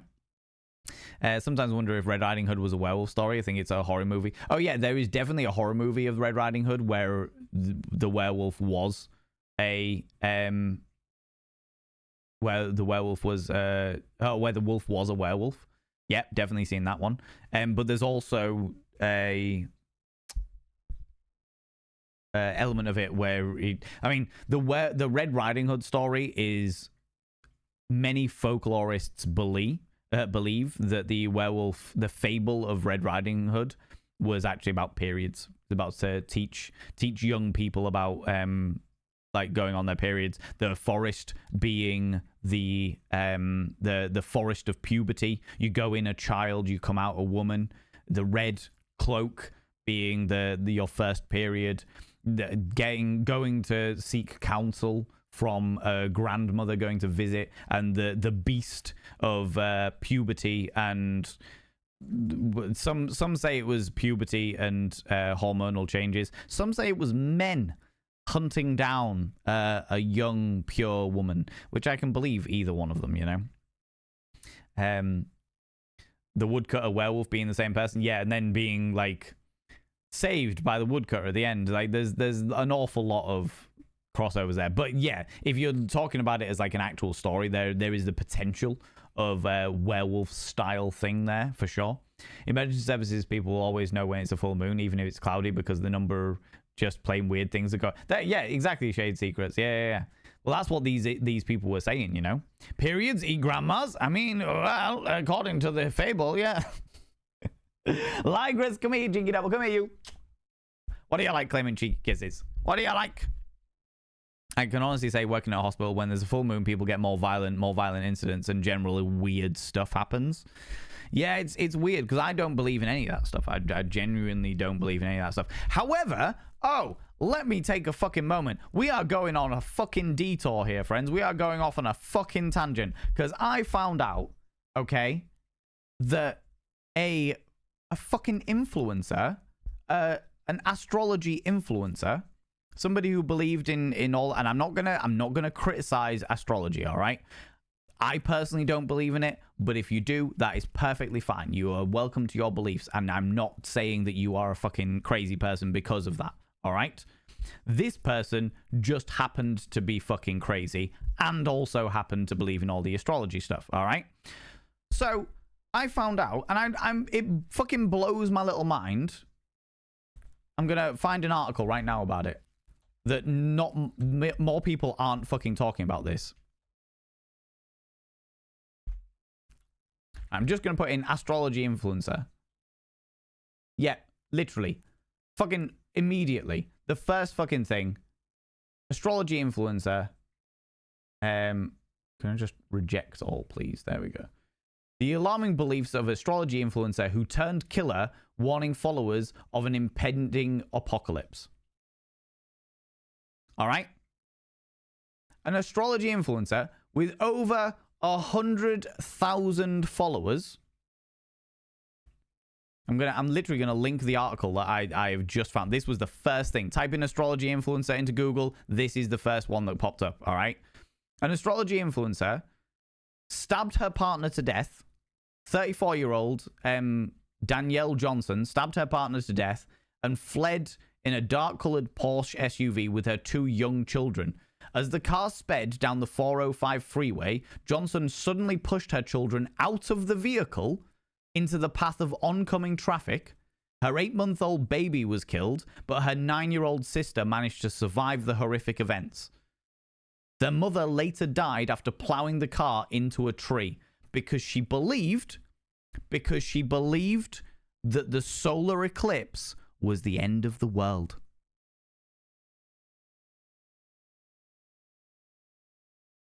She was an influencer and peddler of spiritual remedies, taken to social media to warn her extensive following of the impending apocalypse ahead of the solar eclipse, which swept across North America and around the world later on Monday.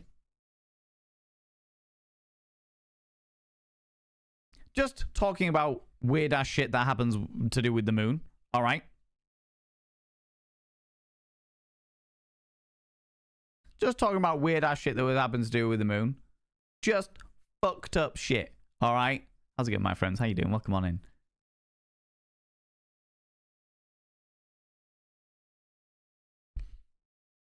I could have used a trigger warning. Authentic, I appreciate that. I do appreciate the fact that things... I am going to struggle. I'm going to take the moment here, all right, friends? I am going to struggle to trigger warning every single thing that we talk about. You know, I will do my absolute best, but I cannot, like, throw out... I cannot constantly remember to throw out trigger warnings for everything, because the world is fucked. And when we talk about fucked up shit, like, I do appreciate where you're coming from. I genuinely do. But there has to be an understanding that a person cannot constantly think about all of the fucking things that might trigger everybody in the world. Do you know what I mean? Like, I don't mean to have a go. I understand that everybody has their trigger warnings. I understand that everybody has the things that really get on them and stuff. But, like, I can't, like, nobody can be constantly expected. Ooh, you little stalker. Thank you very much for the follow, you cheeky devil. Nobody can be constantly expected to be able to take into consideration every single trigger warning that happens to be out there, all right? Especially when we're already talking about, like, savage things like people eating babies. Do you know what I mean? Like, the trigger warning like, when we're talking about werewolves and the fact we're talking about cannibalism and stuff like that, like, I personally would have assumed that this story that happened would have fallen into those realms. I don't mean to throw it all out and have a go or anything like that by any stretch of imagination. I respect that you have your own trigger warnings and stuff like that, but calling me out on it every single time is just going to piss me off. It just is, you know? I do my absolute fucking best. I do my best. And to be quite honest with you, I do far more than the vast majority of people do when it comes to taking into consideration every single individual within a community. I can't fucking do everything. And to be quite honest with you, I get really tired of being expected to do everything when it comes to taking everybody's individual circumstances into consideration, you know?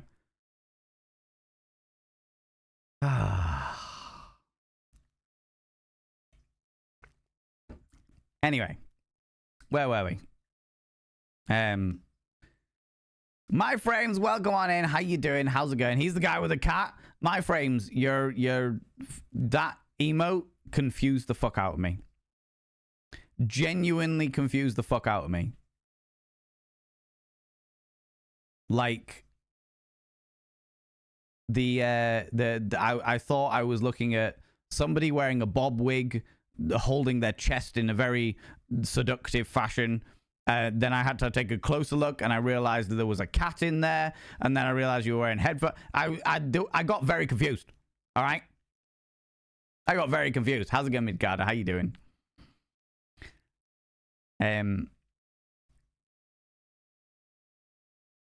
I appreciate your appreciation, but also let's be very clear, friends, that this isn't like having a go at people that do have trigger warnings and stuff. Do you know what I mean? You have got things that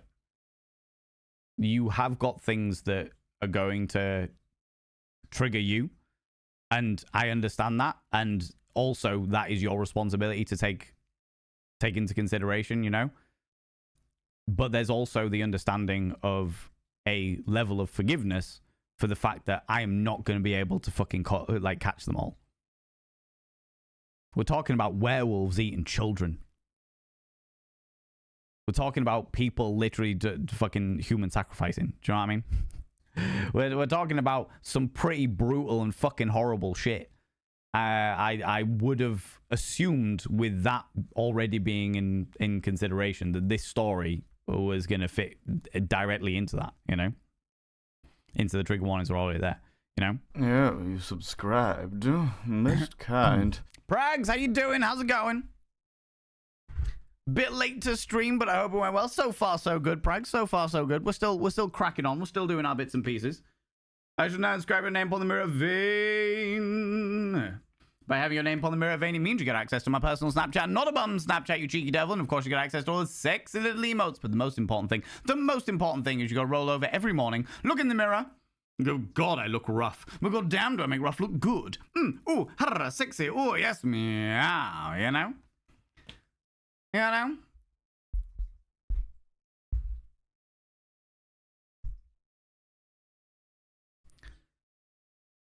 All joking aside, having triggers definitely sucks. Yeah, it definitely does. And I don't want to have a go at anybody for it. I genuinely don't. I don't like having a go at people. I don't like fucking getting frustrated by other people's triggers, because you're right. You can't control your triggers, and it's fucking shit that you have them in the fucking first place and what have you. And it's also right. It's the responsibility to. It's not my responsibility to recognize everybody's triggers, Ligris, and I do what I fucking can. Do you know what I mean? I do what I can to make everybody aware. I think the thing that gets to me is the fact that, and multiple people have done this. All right, multiple people have done this where they're like, oh, that could have done with a trigger warning. Oh, that could have done with a trigger warning. About stuff that I'm talking about, and I'm like, I'm just talking about subjects, and the subjects that we talk about tend to vary fucking wildly. And 9 times out of 10, whatever we're talking about will already have been taught, like the trigger warnings will already have been discussed or what have you. It's when I get fucking called out on trigger warnings that I wasn't expecting. I'm like, I can't fucking do everything. I know I seem like an absolutely sensational fucking demigod of a human being, but at the end of the day, I'm still a human. I'm still a fucking person, you know? Anyway. Oh, the next section. Let's just quickly have a look at, there's a thing here that says the legend of lycanthropy, which is the werewolf is a mythological animal and the subject of many stories throughout the world. Few nightmares, yep, definitely. Let's have a look for something that we haven't actually read yet. Excuse me. No, we've read all that. We've covered all of the points in that one previously. Ooh, okay. This one's a bit different. This is werewolf lore.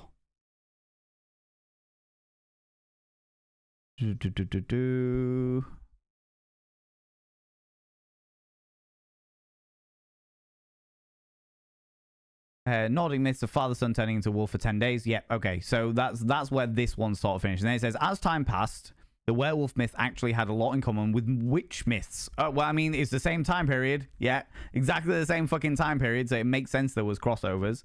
During the late Middle Ages and the early modern era in Europe, women were often killed after after being accused of being witches. Around the same time, though not as prevalent, some were also accused of being werewolves. As with the witches, there was no evidence, but both men and women were brought to trial and executed for their supposed crimes.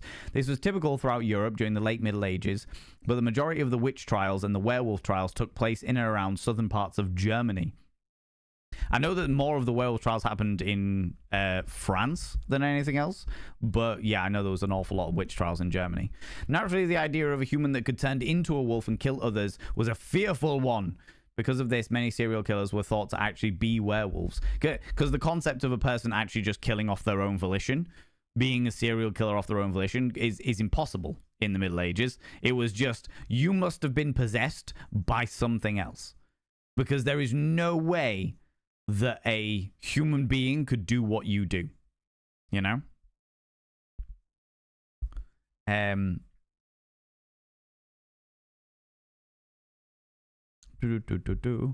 Makes me think on the last thing we'll say. Yeah, it makes me think on how news articles never put warnings over their stories. Aelid Zana, the worst one actually that I'm finding at the moment, the worst thing in regards to the very last thing we'll say on trigger warnings, and we'll just carry on from this point, but it is a very, very valid point, is YouTube ads.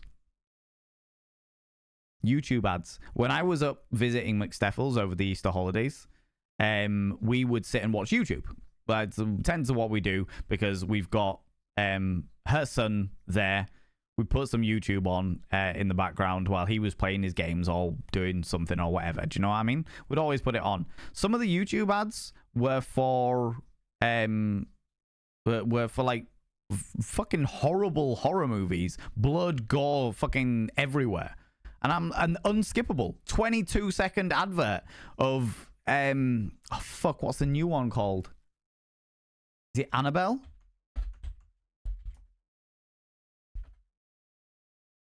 No, not Annabelle. Abigail. Yes, that one triggable. Abigail.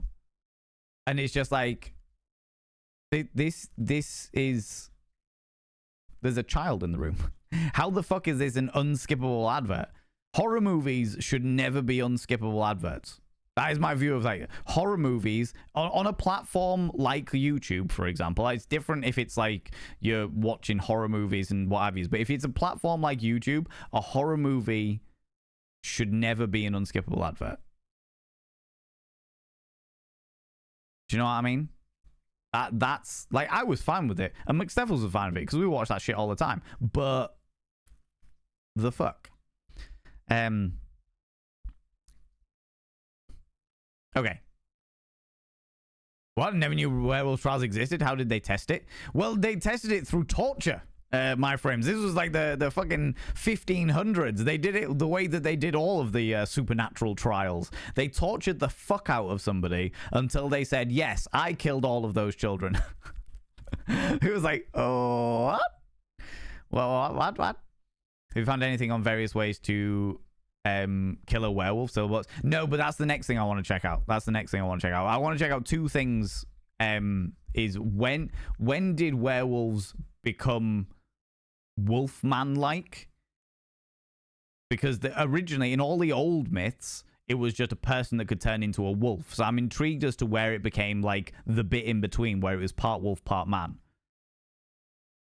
And I'm also intrigued by the ways to kill a werewolf and where they all came from. Though I would imagine that during the werewolf trials, very similar to the way that the witches, because this was all the 1500s. This was when they were like literally fucking coming out with all this bullshit of mythical stuff in order to politically incriminate various enemies or what have you, you know? I would imagine that a lot of the ways to kill them were just ways of selling shit. The church selling silver bullets in order to kill off vampires and werewolves and witches and that kind of shit. Do you know what I mean? Bet the Wolfman thing is what Hollywood. Wouldn't surprise me, Soren Lin. When we did zombies and we found out that the first time that a zombie horde existed, like zombies that came back from the dead to literally shamble around eating people, was The Walking Dead. Not The Walking Dead. Day of the Dead?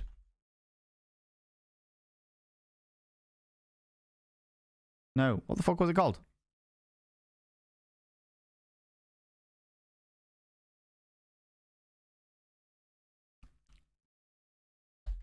Old zombie movie.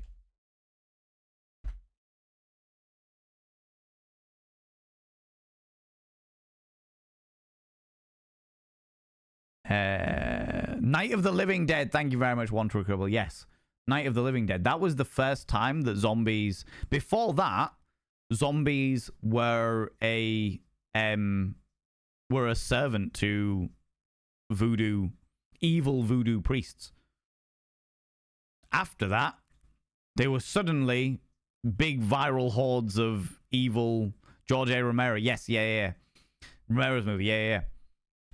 We discovered that. I was like, fucking hell, that's wild. So I'm intrigued as to what, like, I would imagine it probably was literature that turned it. But this is the thing, is it? I want to know, because there was the half man, half wolf beast is one thing. But there's so many iterations. Obviously, there's the Wolfman from the old Hollywood movie. But that's like a man with wolf features. Then there's the gangly one, where it's actually like more sinewy and more like the limbs are a bit more wolf limbs than human limbs. And then there's the ones that you get today, which are like fucking bodybuilders with a wolf head, you know? Leaving Leeson says Universal Studio credit for the first werewolf movie. I think the first one that I'm aware of is The Wolfman. I have a question. Do you think if a man has hair on his feet, he might turn into a werewolf? That is definitely possible, Miss Stephanie. I would say it's going to be one of two things. If a man has like hairy feet, either on a full moon turns into a werewolf or a hobbit. One of the two. No in between. No in between. That's it. Yeah, exactly. One like werewolf or hobbit. There's no in between. It's got to be one of the two. You know? Right, where were we?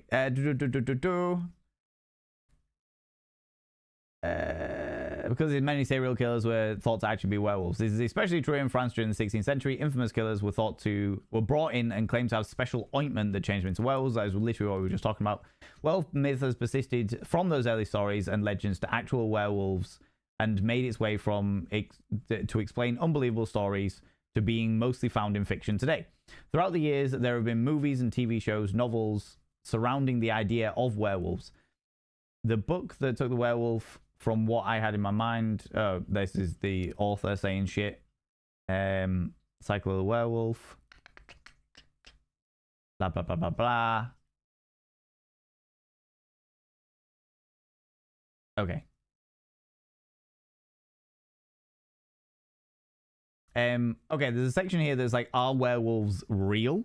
The werewolf phenomenon may have a medical explanation. Take Peter the Wild Boy, for instance. In 1725, Peter the Wild Boy was found wandering naked on all fours through a German forest. Many thought he was a werewolf, or at least raised by wolves. Peter ate with his hands and couldn't speak. He was eventually adopted by the courts of King George I and King George II and lived out his days as their pet in England.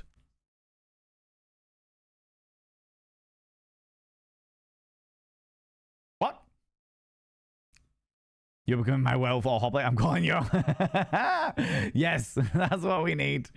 We need to all have things. Could have gone worse. Could have gone worse. Yeah, it became a pet. Research has shown that Peter likely had Pitt-Hopkins syndrome, a condition discovered in 1978 that causes lack of speech, seizures, and distinct facial features, difficult breathing, and intellectual challenges. What was this? The Pitt-Hopkins syndrome? P-I-T-T Hopkins syndrome. Pitt-Hopkins syndrome is a rare genetic disorder characterized by developmental delay, epilepsy, distinctive facial features, and possible intermittent hyperventilation followed by apnea.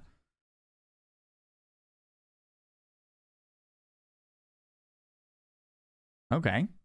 Interesting. Other medical conditions that may have encouraged werewolf mania throughout history are lycanthropy, a rare psychological condition that causes people to believe they're changing into a wolf or another animal. Food poisoning, because of how violently you retch. How's it going, Quantum Fluctuation? I fucking love your name. Welcome on in. How's it going? Hypertrichosis, a rare genetic disorder causing excessive hair growth. Yep. That's definitely, like, when it came to like the freak shows of the late 19th, early 20th century. Most kind. Persephone, thank you very much for giving that sub to my frames. Yeah, when it came to the freak shows of the late 19th, early 20th century, there was definitely people with hypertrichosis. My frames, I shall now inscribe a name upon the mirror vein. By having your name upon the mirror vein, it means you get access to my personal Snapchat. Not a bum Snapchat, you cheeky devil. And of course, you get access to all the sexy little emotes. But the most important thing is you gotta roll over every morning, look in the mirror, go, God, I look rough. But god damn, do I make rough look good. Ooh, harra, sexy. Ooh, yes, meow, you know? Whoop. Yeah, the werewolf cats, the Leoki cats. Yeah, they're very, very cool. They're very, very cool. I fucking love them. They look so unbelievably wolf-like. Or werewolf-like, very specifically, you know?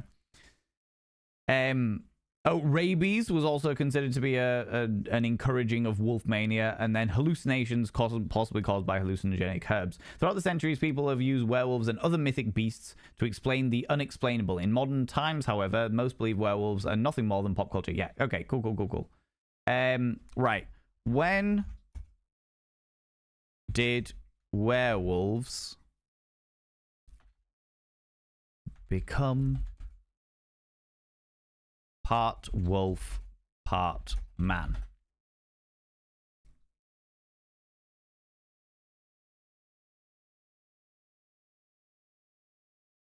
Yeah, in the old werewolf legends, they're simply wolves that turn into regular everyday wolves, sometimes abnormally large or strong wolves. However, modern conceptions are a lot different. It seems like people have been depicting werewolves as bipedal wolf-like creatures since the Middle Ages, at least. Okay.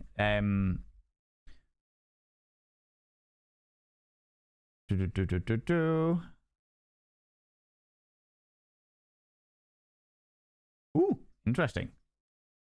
So there are medieval, Middle Ages tapestries that have wolf-like creatures walking on their hind legs.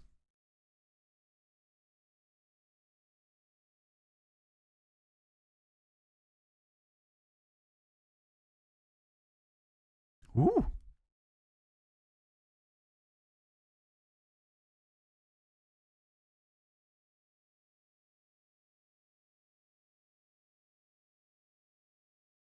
Where is this? And then there are obviously ancient Egypt, but also ancient Greek and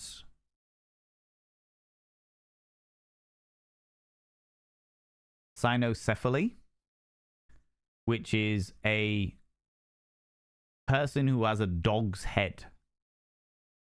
Also, dog-head related races, ancient Greek antiquity, 5th century Greek physicians, the Cetians and the Indica, Cetius in his Indica. Different parts of India as well. The dog-headed tribes of India,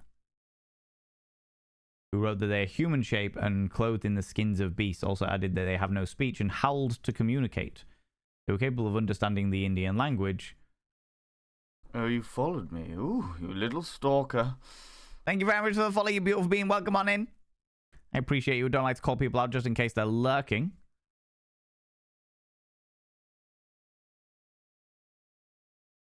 So even in the ancient times. Ooh, you little stalker. Thank you so much for the follows. I really, really appreciate it. Calling it the fairies did it. The fairies did it. The earliest version of the fairies, where they actually dressed up as the literal creature as opposed to the multicolored creatures you get these days. Yeah, like it looks like there was entire tribes of people, specifically throughout India, from what I can see, but also popping up in cults and stuff in Greek and Egyptian. Obviously, Egyptians, their gods had different animal heads, but in regards to very specifically like wolf heads and stuff like that, ancient Egypt, India, Greece, and China, there was entire groups of people that wore them as sort of like heads, which is interesting.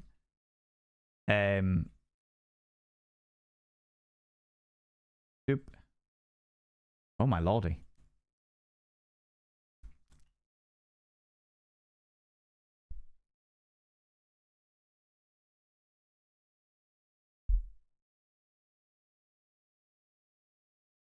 Oh, and then so it was like the Middle Ages, the actual first. So in ye olde ancient times, the Greeks and the Mesopotamians were the ones that first had the transformation of man into wolf, which is the first origins of like the shape-shifting element of it. The ancient times, yeah. So in the ancient times, there was the first iteration of human beings transforming into wolves, which was like the first understanding of what we understand werewolves to be. However, parallel to that, there were also people, like races of people that were humanoid in figure but had dogs' heads. And then in the Middle Ages, when during like the 15th, 16th century, when all of this stuff was coming out about like the serial killers in France and the werewolf trials and stuff like that, that's when there was more and more iterations of like tapestries and stuff with dogs' heads. I'm gonna show you some so I can. Okay, these three. We're gonna see a very small willy, friends, but it is there for educational purposes.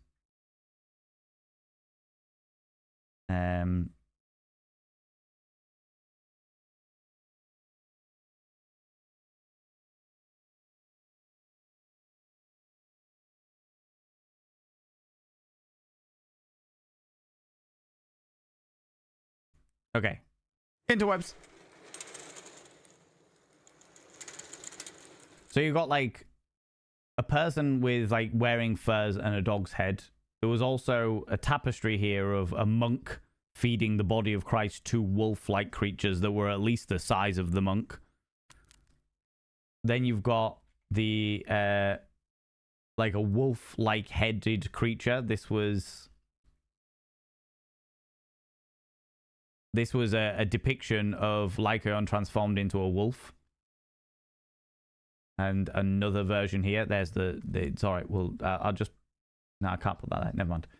But yeah, this is actually a bit more like the Anubis, ancient Egyptian style, but definitely still a dog's head, canid head going on there.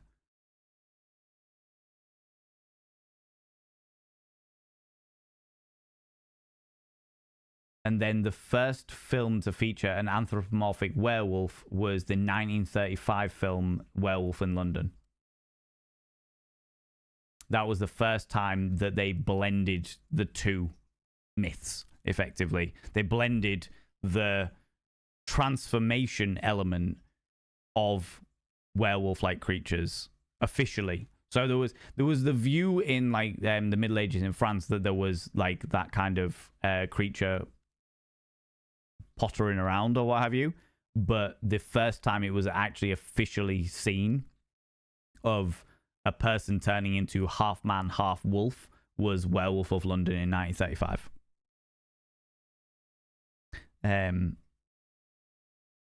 The origins of St. Christopher was a dog-headed man. Yeah. Not to mention that the tribes of the old and oldie times would fight with the animal headdresses to scare their opponents. Definitely, yeah. And very specifically to personify the animals, whatever animals it was that they found the most fearsome, the most warlike animals, they would do that. Because you would have, I mean, definitely in ancient Egypt, because obviously all of their gods had animal heads, but very specifically in a variety of different tribal places, they would definitely have like headdresses that were there to represent whatever beast that they wanted to channel. Sometimes it was like big fuck off birds. Sometimes it was like you said, wolves and stuff. Sometimes it was like bulls and oxen, just because they were so fierce and aggressive, you know. Basically, the entire Egyptian deity pantheon is people with animal heads. Oh yeah, definitely. How many mirrors in your studio are full of subscriber names? There are 57 mirrors in this room. We counted them about 2 months ago. Can't but think of Metallica, Wolf and Man song this whole time. Yeah, of course. Guinea pig. I have yet to see a person with a were guinea pig.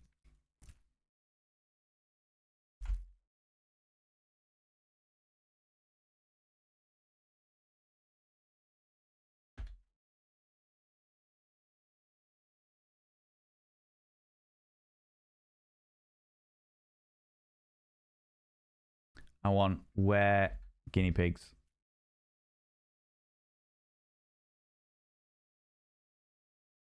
No.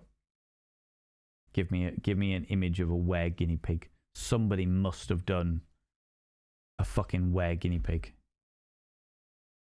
Somebody must have done an artistic representation of a were guinea pig. No? Really? The entire world? There is no such thing as the were guinea pig?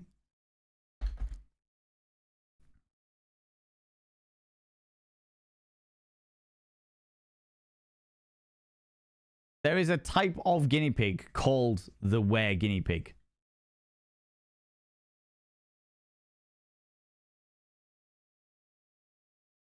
Oh no. No.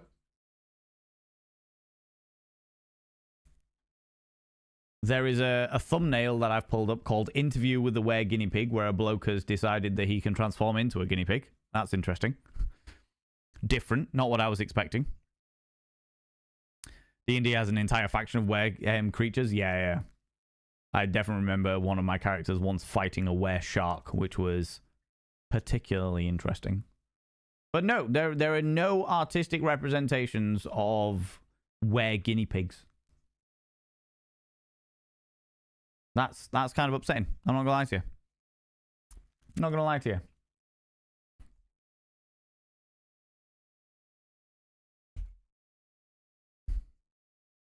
Why are werewolves weak to silver?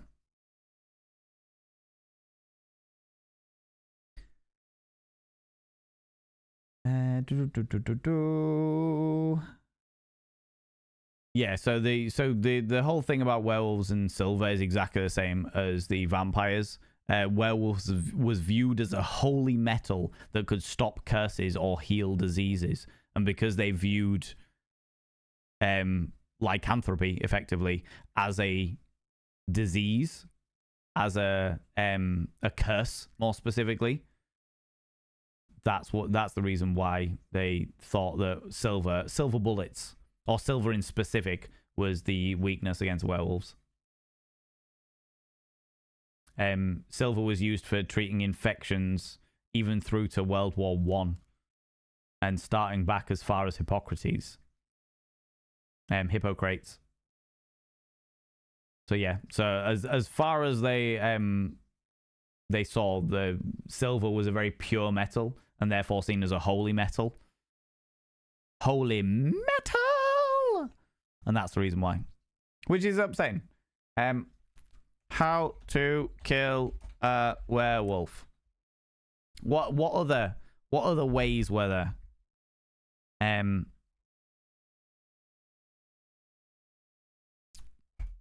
16th century. I want to know the original ways. I don't want to know any of the new ways. Cut its head off. Before guns, what was the method of killing a werewolf?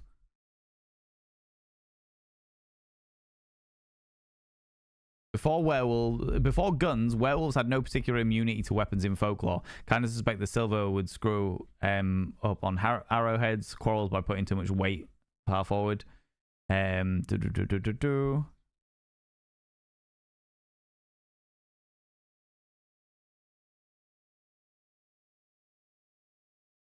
Burning at the stake is the one that we definitely saw there.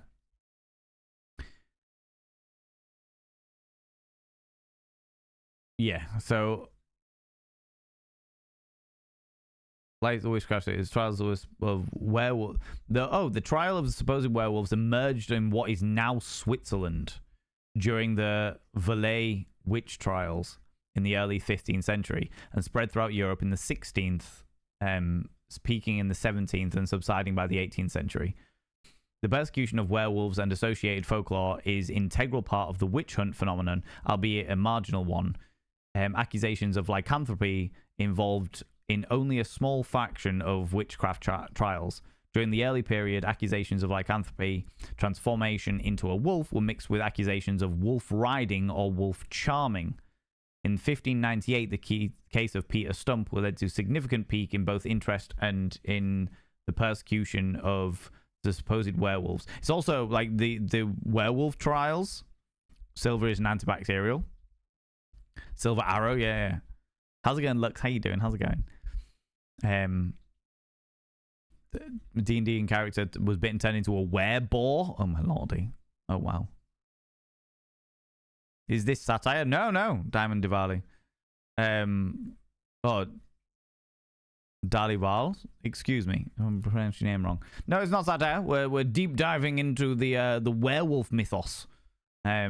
We've found that the earliest iteration was back in Mesopotamia with the Epic of Gilgamesh, and that was the earliest known written account of a human being turned into a wolf. Then there's stuff through ancient Greece, through from the old Norse traditions and stuff.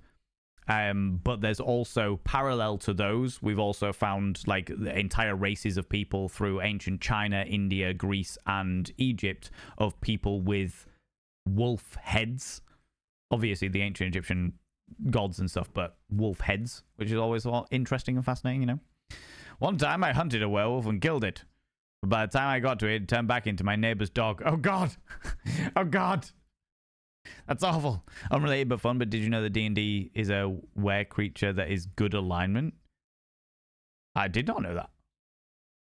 I thought they were all of the evil variety. Would arsenic be an unholy metal? I would imagine so, yeah, probably.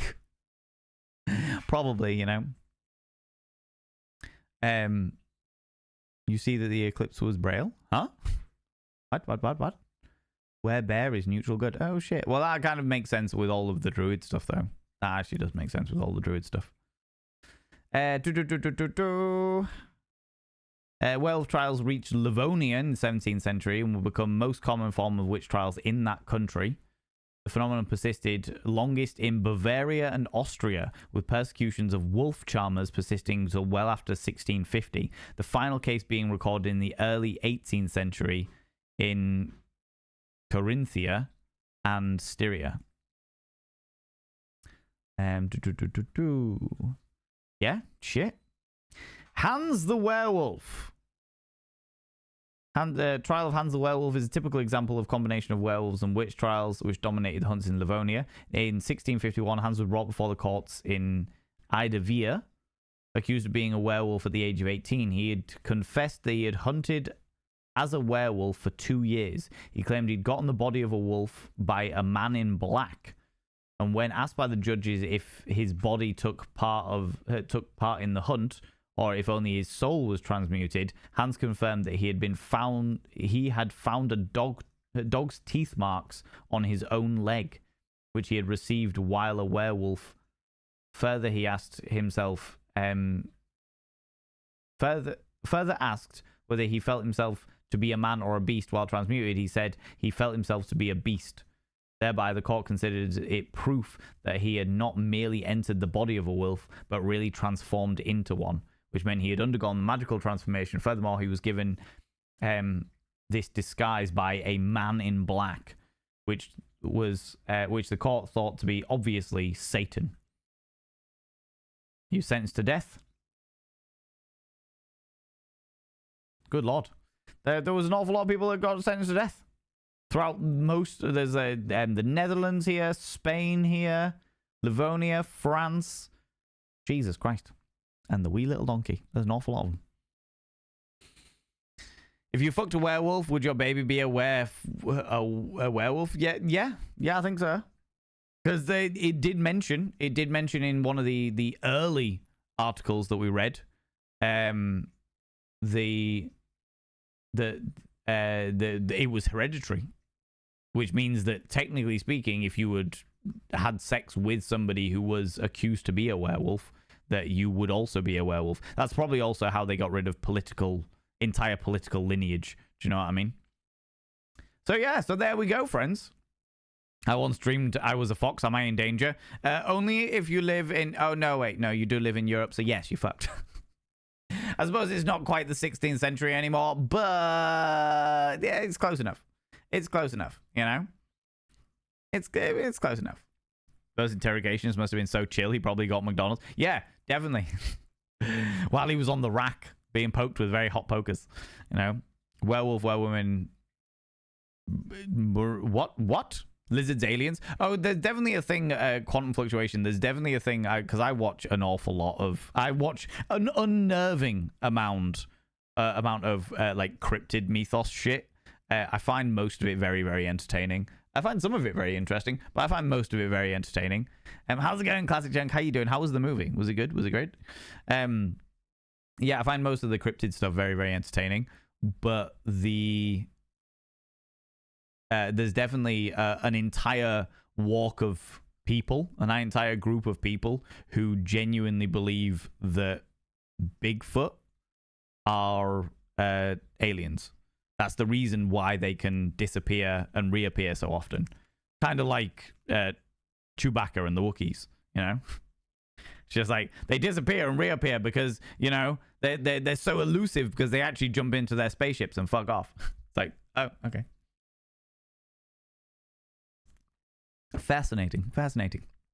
But yeah, there we have it, friends. That is the whole thing about werewolves. We have deep dived them. They started in ancient Mesopotamia with the Epic of Gilgamesh. That was the first, to our knowledge, the first literary iteration of a person being transformed into a wolf. It went through the Greek mythos with people being transformed into wolf because they ate human flesh, and eating human flesh tended to form the punishment of being turned into a wolf. If you were a beastly person, the gods would turn you into that which your nature represented, which usually tended up to be a fucking wolf. Then parallel to that, there was also entire tribes of people, groups of people, nations potentially of people, where they had wolf-like heads, specifically like India and China. And then through that was all kind of just part and parcel of folklore until the 15th century with the witch trials, and then people being like, do you know what? We can actually have people murdered if we torture them enough to agree to the fact that they turned into a wolf and killed babies. Yeah, sounds good. Sounds good. Movies fab. Forgotten how ridiculous it is. Went to the cinema screen dusk till dawn, but oh my days, I'm so unwell. Back to bed. It's cool. To be fair, Chunk, I am finishing up. And then the first iteration of like werewolves actually transforming from man to wolf with like with man-like proportions and wolf-like proportions was in the Middle Ages in the tapestries that we saw, but that was like illustrations of old Greek mythos and what have you. And then the first proper combination of it all was the 1935 movie Werewolf in American Werewolf in London. That's one. Yeah. So there. Oh yeah. The Werewolf of Ossory. That was the other thing you wanted me to check out. Let me pull that up now. The Werewolf of Ossory.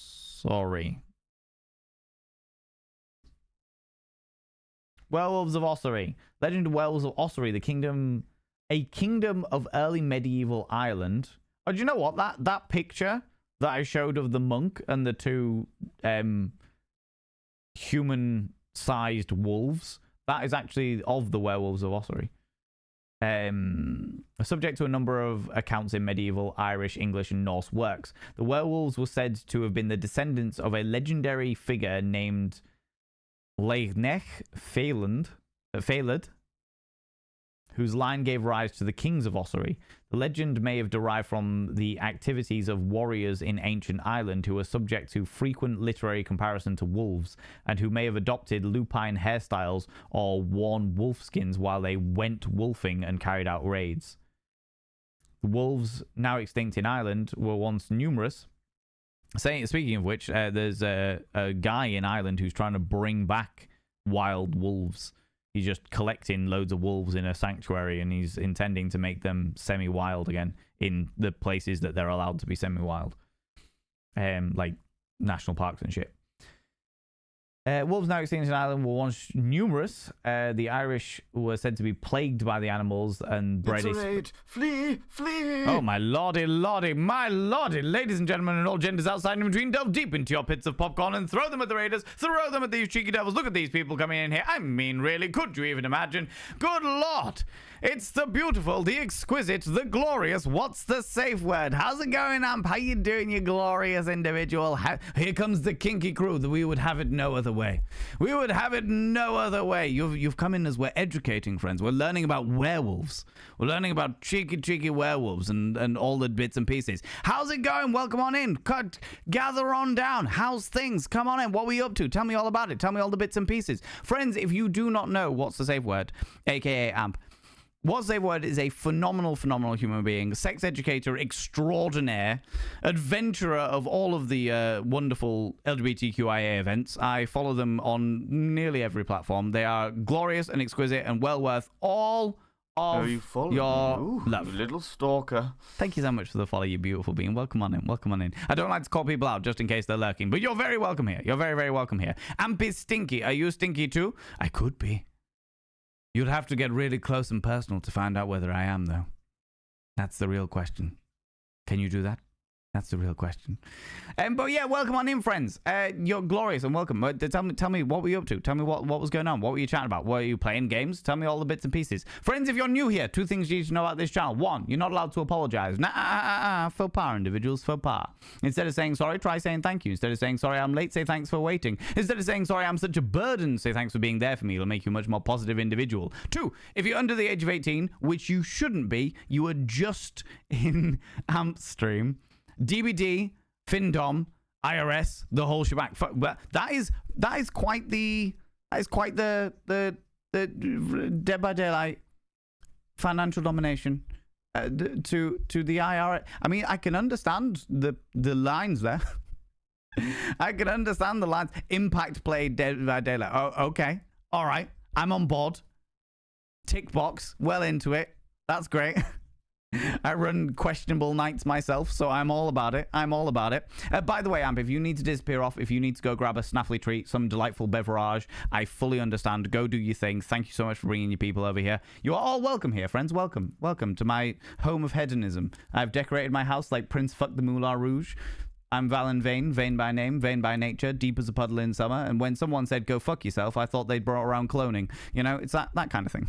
That kind of thing. But you're very welcome here, friends. How's it going? There were a lot of writhing and screaming while hanging from hooks. Sounds like a wild weekend, if I'm completely honest. I know a fair few people that get into that kind of thing.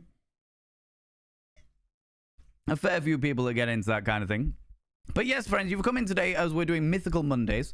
I do once a month. We deep dive into the origins of a myth. We've done vampires, zombies, the curse of the mummy, the old Egyptian mummy.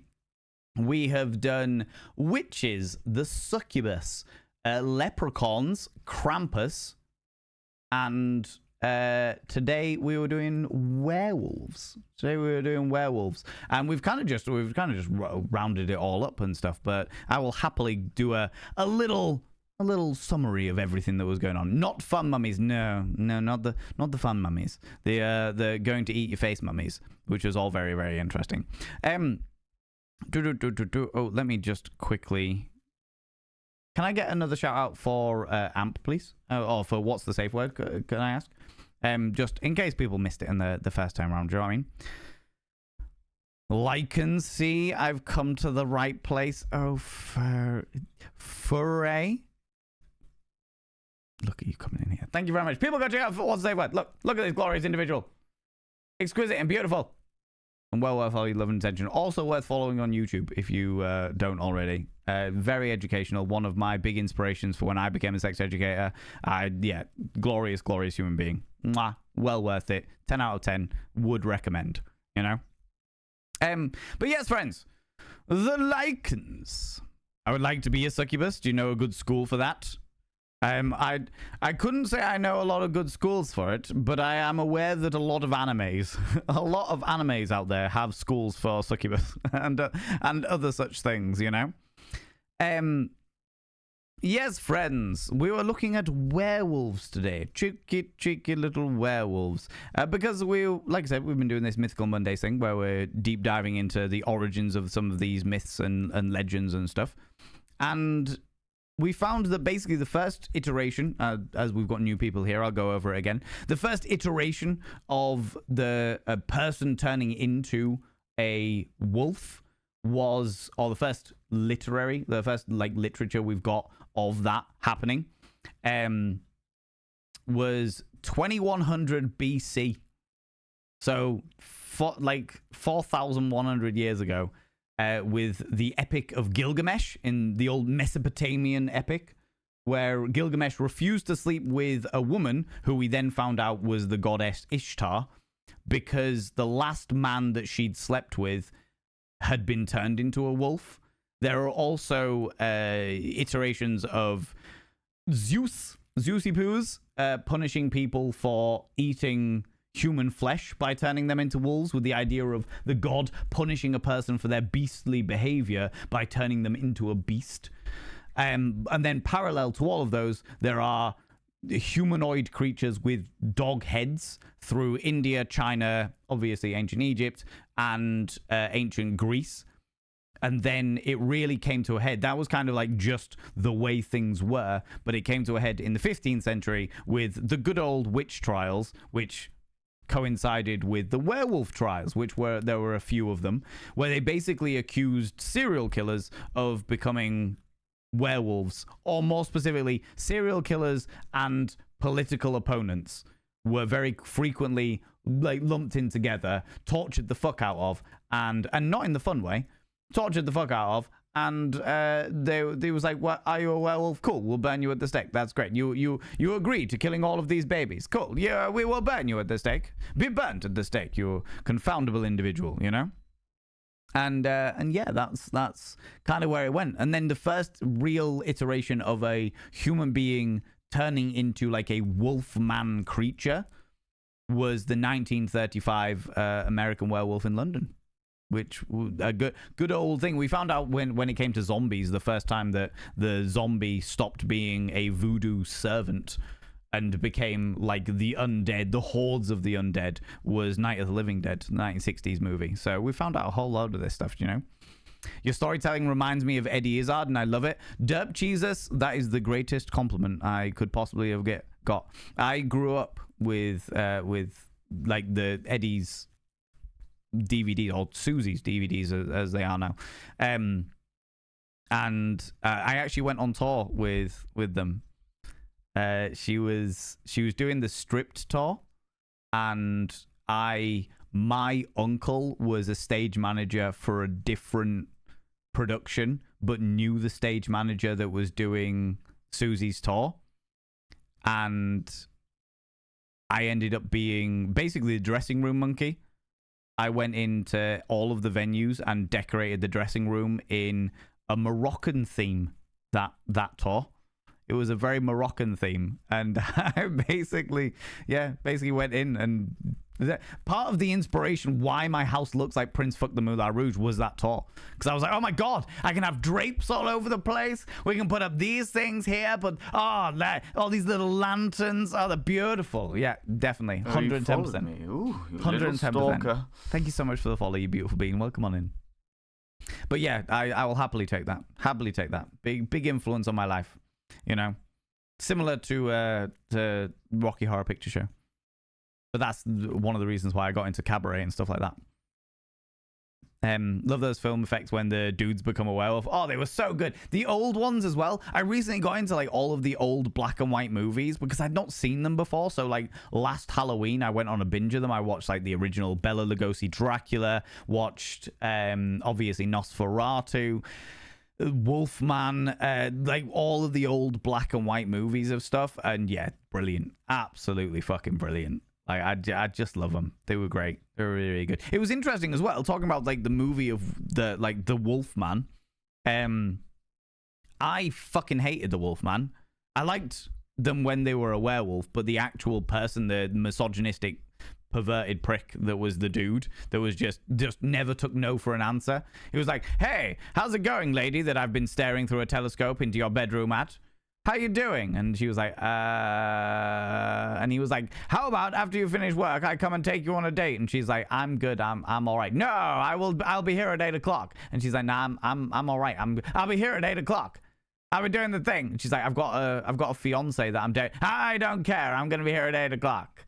I'll take you to go see the circus that's around town. Yeah, we'll go see the traveling folk." I was like, you fucking pig.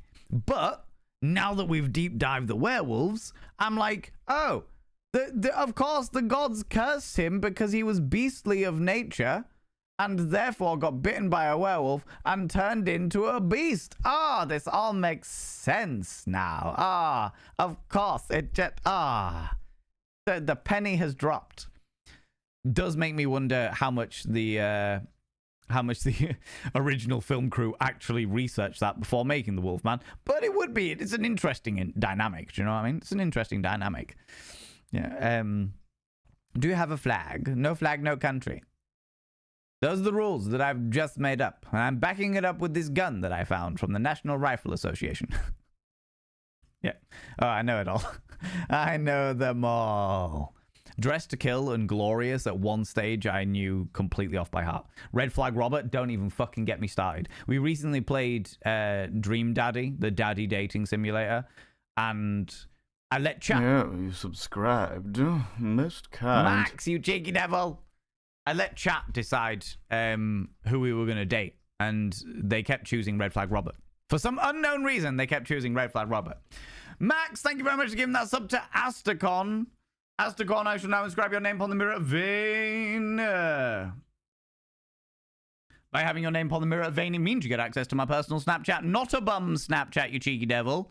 I can see the thirst in your eyes. I know what's going on here. It's for tier 4 subscribers only. And of course, you get access to all those sexy little emotes. But the most important thing is you got to roll over every morning, look in the mirror, go, God, I look rough. But God damn, do I make rough look good. Ooh, harra, sexy. Ooh, yes, meow, you know? You know? Do you have an ear Snapchat? I do when I turn my head like this.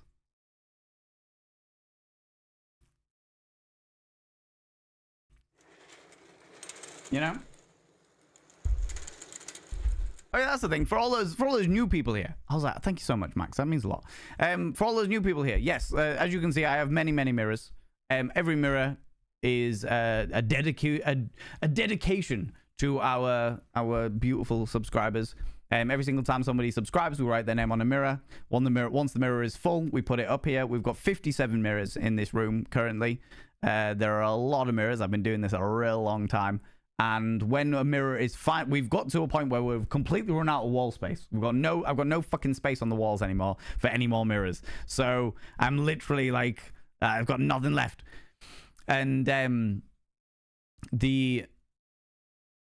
we've got to a point now where I literally have to write down, once we filled this mirror, I will take another mirror off the wall, write all of those names into the grimoire of Vane, which is over here.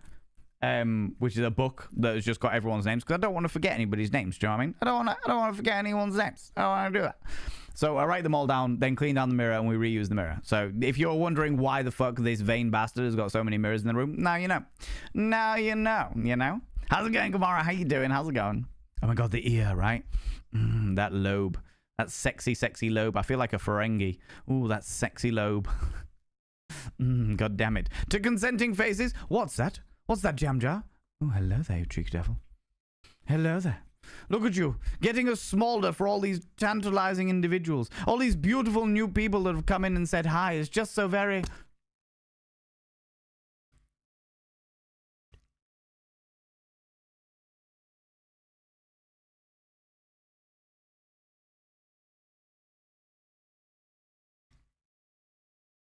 What did you think it was for? What did you think it was for? Good Lord. Here I am, trying to lube up my lips. As we all know, it's very, very important to have well-lubed lips. And there you are with your minds in the gutter. Good Lord. What are you like, you insatiable individuals? Coming in here, you thirsty human beings, you... Oh, scandalous, I tell you. Absolutely scandalous. Get your minds out the gutter. And by the gutter, I naturally mean my house. Why? Because it is number 69, after all. Calm yourselves. Thank you very much, Jam Jar. Oh, while I'm at it, Biohazard, come here, you cheeky devil. What do you like claiming cheeky kisses, you cheeky devil?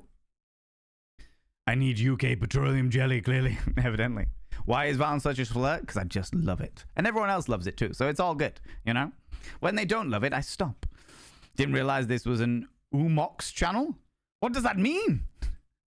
I consider me confused. You could always get a wardrobe with those art folders on the inside and open the doors. Oh yeah, I totally could.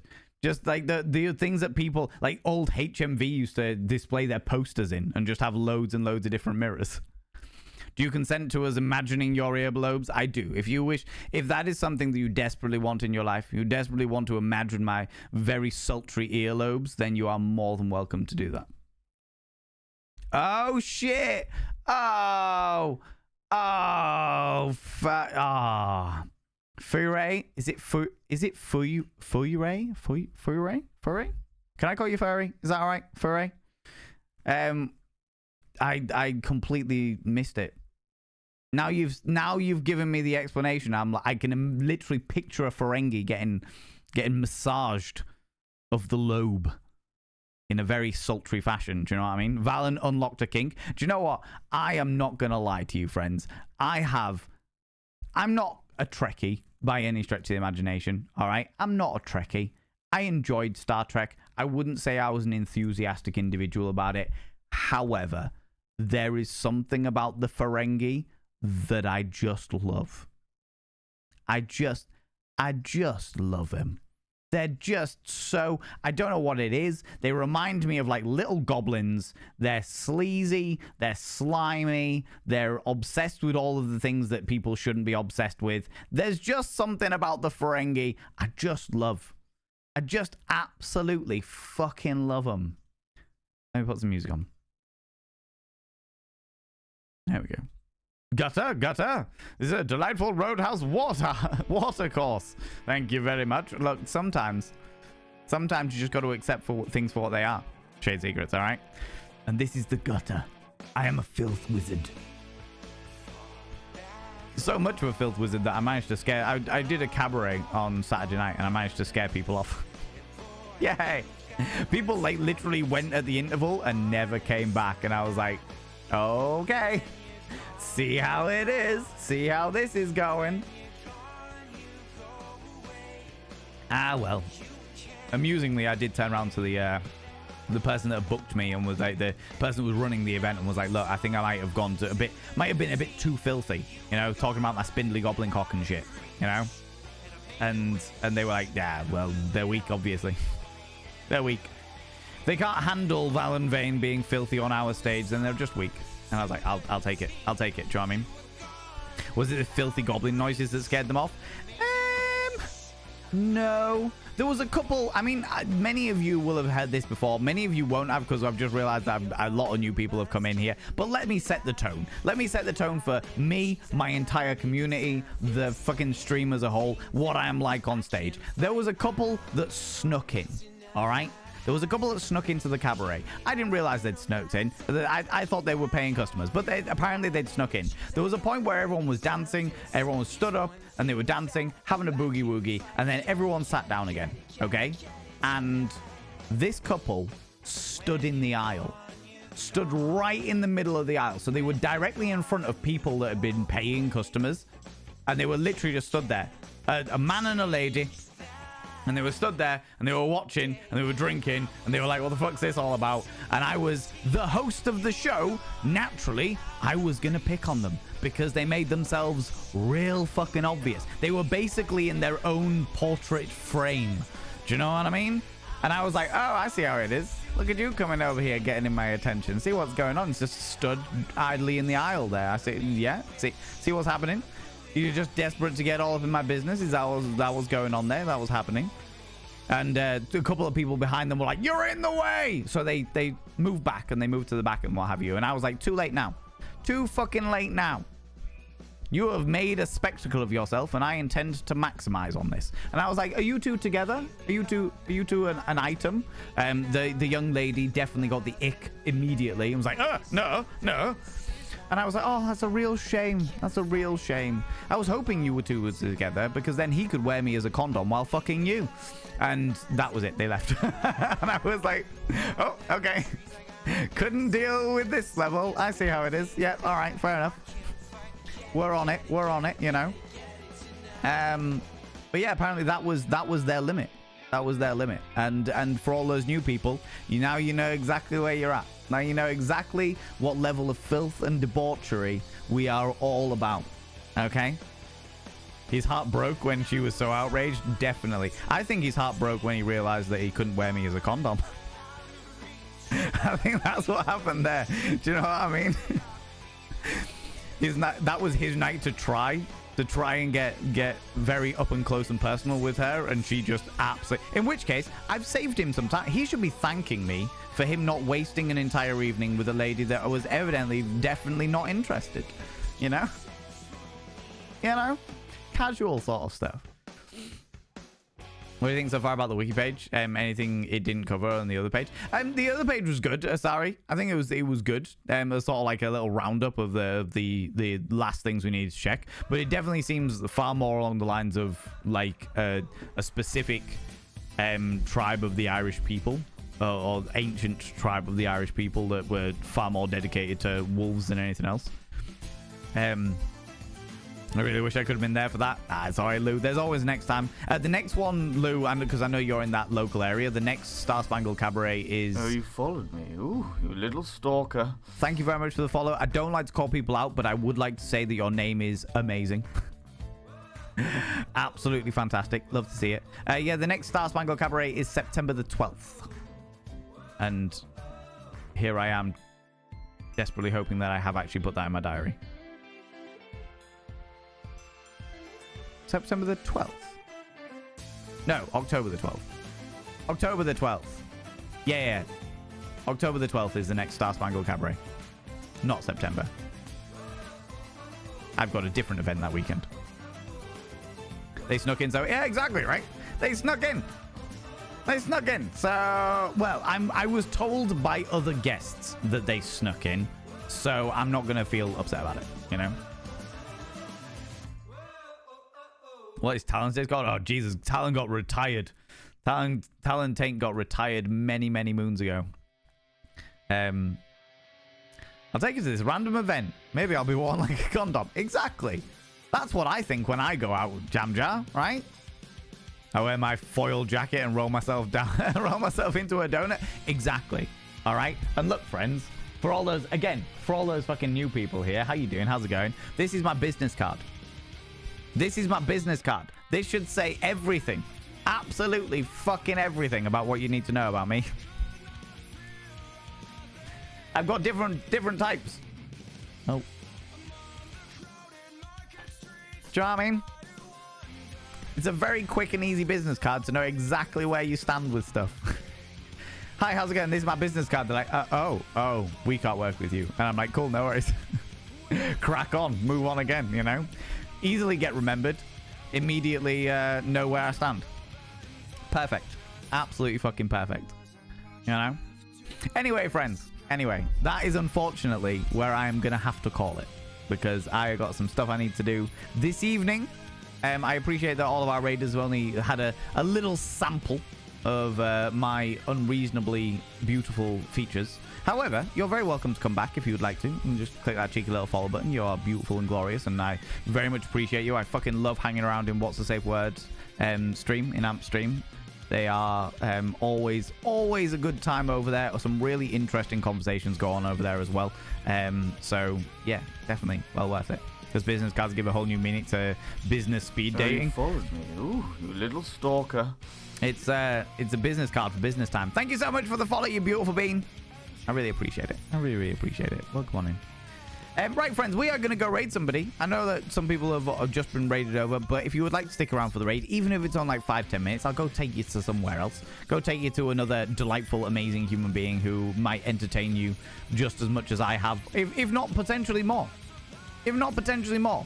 Let me have a look at who's on. But while I'm doing this, though, friends, could you do me a massive favor and throw out some mod loves in the channel? You can use any kind of mod love from any kind of channel. You can use any kind of love heart from any kind of channel. Say a massive thank you to those wonderful moderators. Moderators, thank you so much for all that you do. Thanks so much for being here. Thanks so much for all that you do in and out of stream, for what you do for me behind the scenes and for this community in the Discord and stuff. I very, very much appreciate it and will always continue to appreciate it because you're glorious and spectacular. And I heart you almost as much as I love myself, which is saying a lot. Fuck off.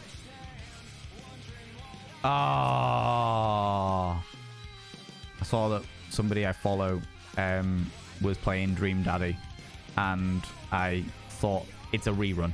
It's a rerun. Owie, I fucking love your name.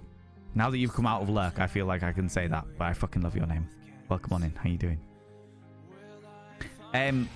Okay, let's go see this person. This person is also delightfully filthy. And I feel like you will all get on with them. If you get on with me, there's a very good chance you'll get on with this person. Okay? Okay. Okay? Yeah, fuck it. Let's do it. Let's do it. They were in here as well earlier, so... Make sure I spell their name right. I have indeed. Friends, glorious chums, happy-go-lucky scamps of individuals. If you are a cheeky. If you're a subscriber, please copy and paste the first raid message. If you are not a subscriber,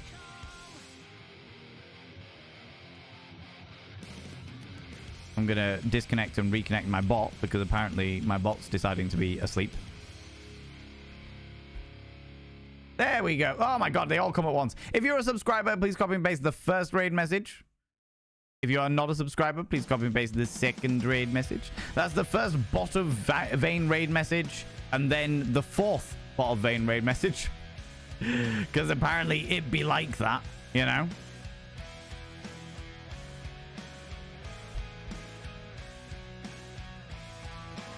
Friends, let's go raid Mary Majora. Let's go raid Mary Majora. Mary is a phenomenal human being, a beautiful, beautiful specimen of humankind, equally filthy.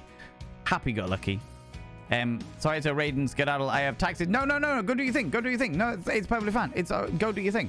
Like, I fully understand when you raided out and you've been streaming a long time and you got to do your bits and pieces. I just will always appreciate you bringing your people over. It means a lot. It means a lot. Go do your taxes, though, and I hope that they are swift and not complicated. Because I know what taxes are like, and I know that American taxes are far more complicated than English taxes are. So I appreciate you bringing your people over. Go do what you need to do. Yeah, we are going to go raid Mary Majora. Mary is a phenomenal human being. We love him very, very, very dearly. Tomorrow, I'll be back at 1 p.m. BST for more Dredge, where we're going to be indulging in all of the fishy business. And I'll be back on Wednesday as well at 1 p.m. BST, where we're going to be jumping into Poppy Playtime, which is going to be fun. So if you're sticking around for them, that's all cool and fun and dandy. It's great and fantastic. Friends, thanks so much for being here. Thanks so much for the raids, the subs, the gift subs, all the cheeky little bitties. Thanks so much for spending all your time here. Thanks so much for all the follows. Thanks so much for educating me and learning with me as we delve deep into the werewolves. And I hope you have a phenomenal rest of your evening. Let's go say hi to Mary. If you can stick around for the raid, even if it's on like 5-10 minutes, I would very much appreciate it. Until next time, friends, don't do anything I wouldn't do, because if I wouldn't do it, it'll fucking kill you. I'll see you later. Bye.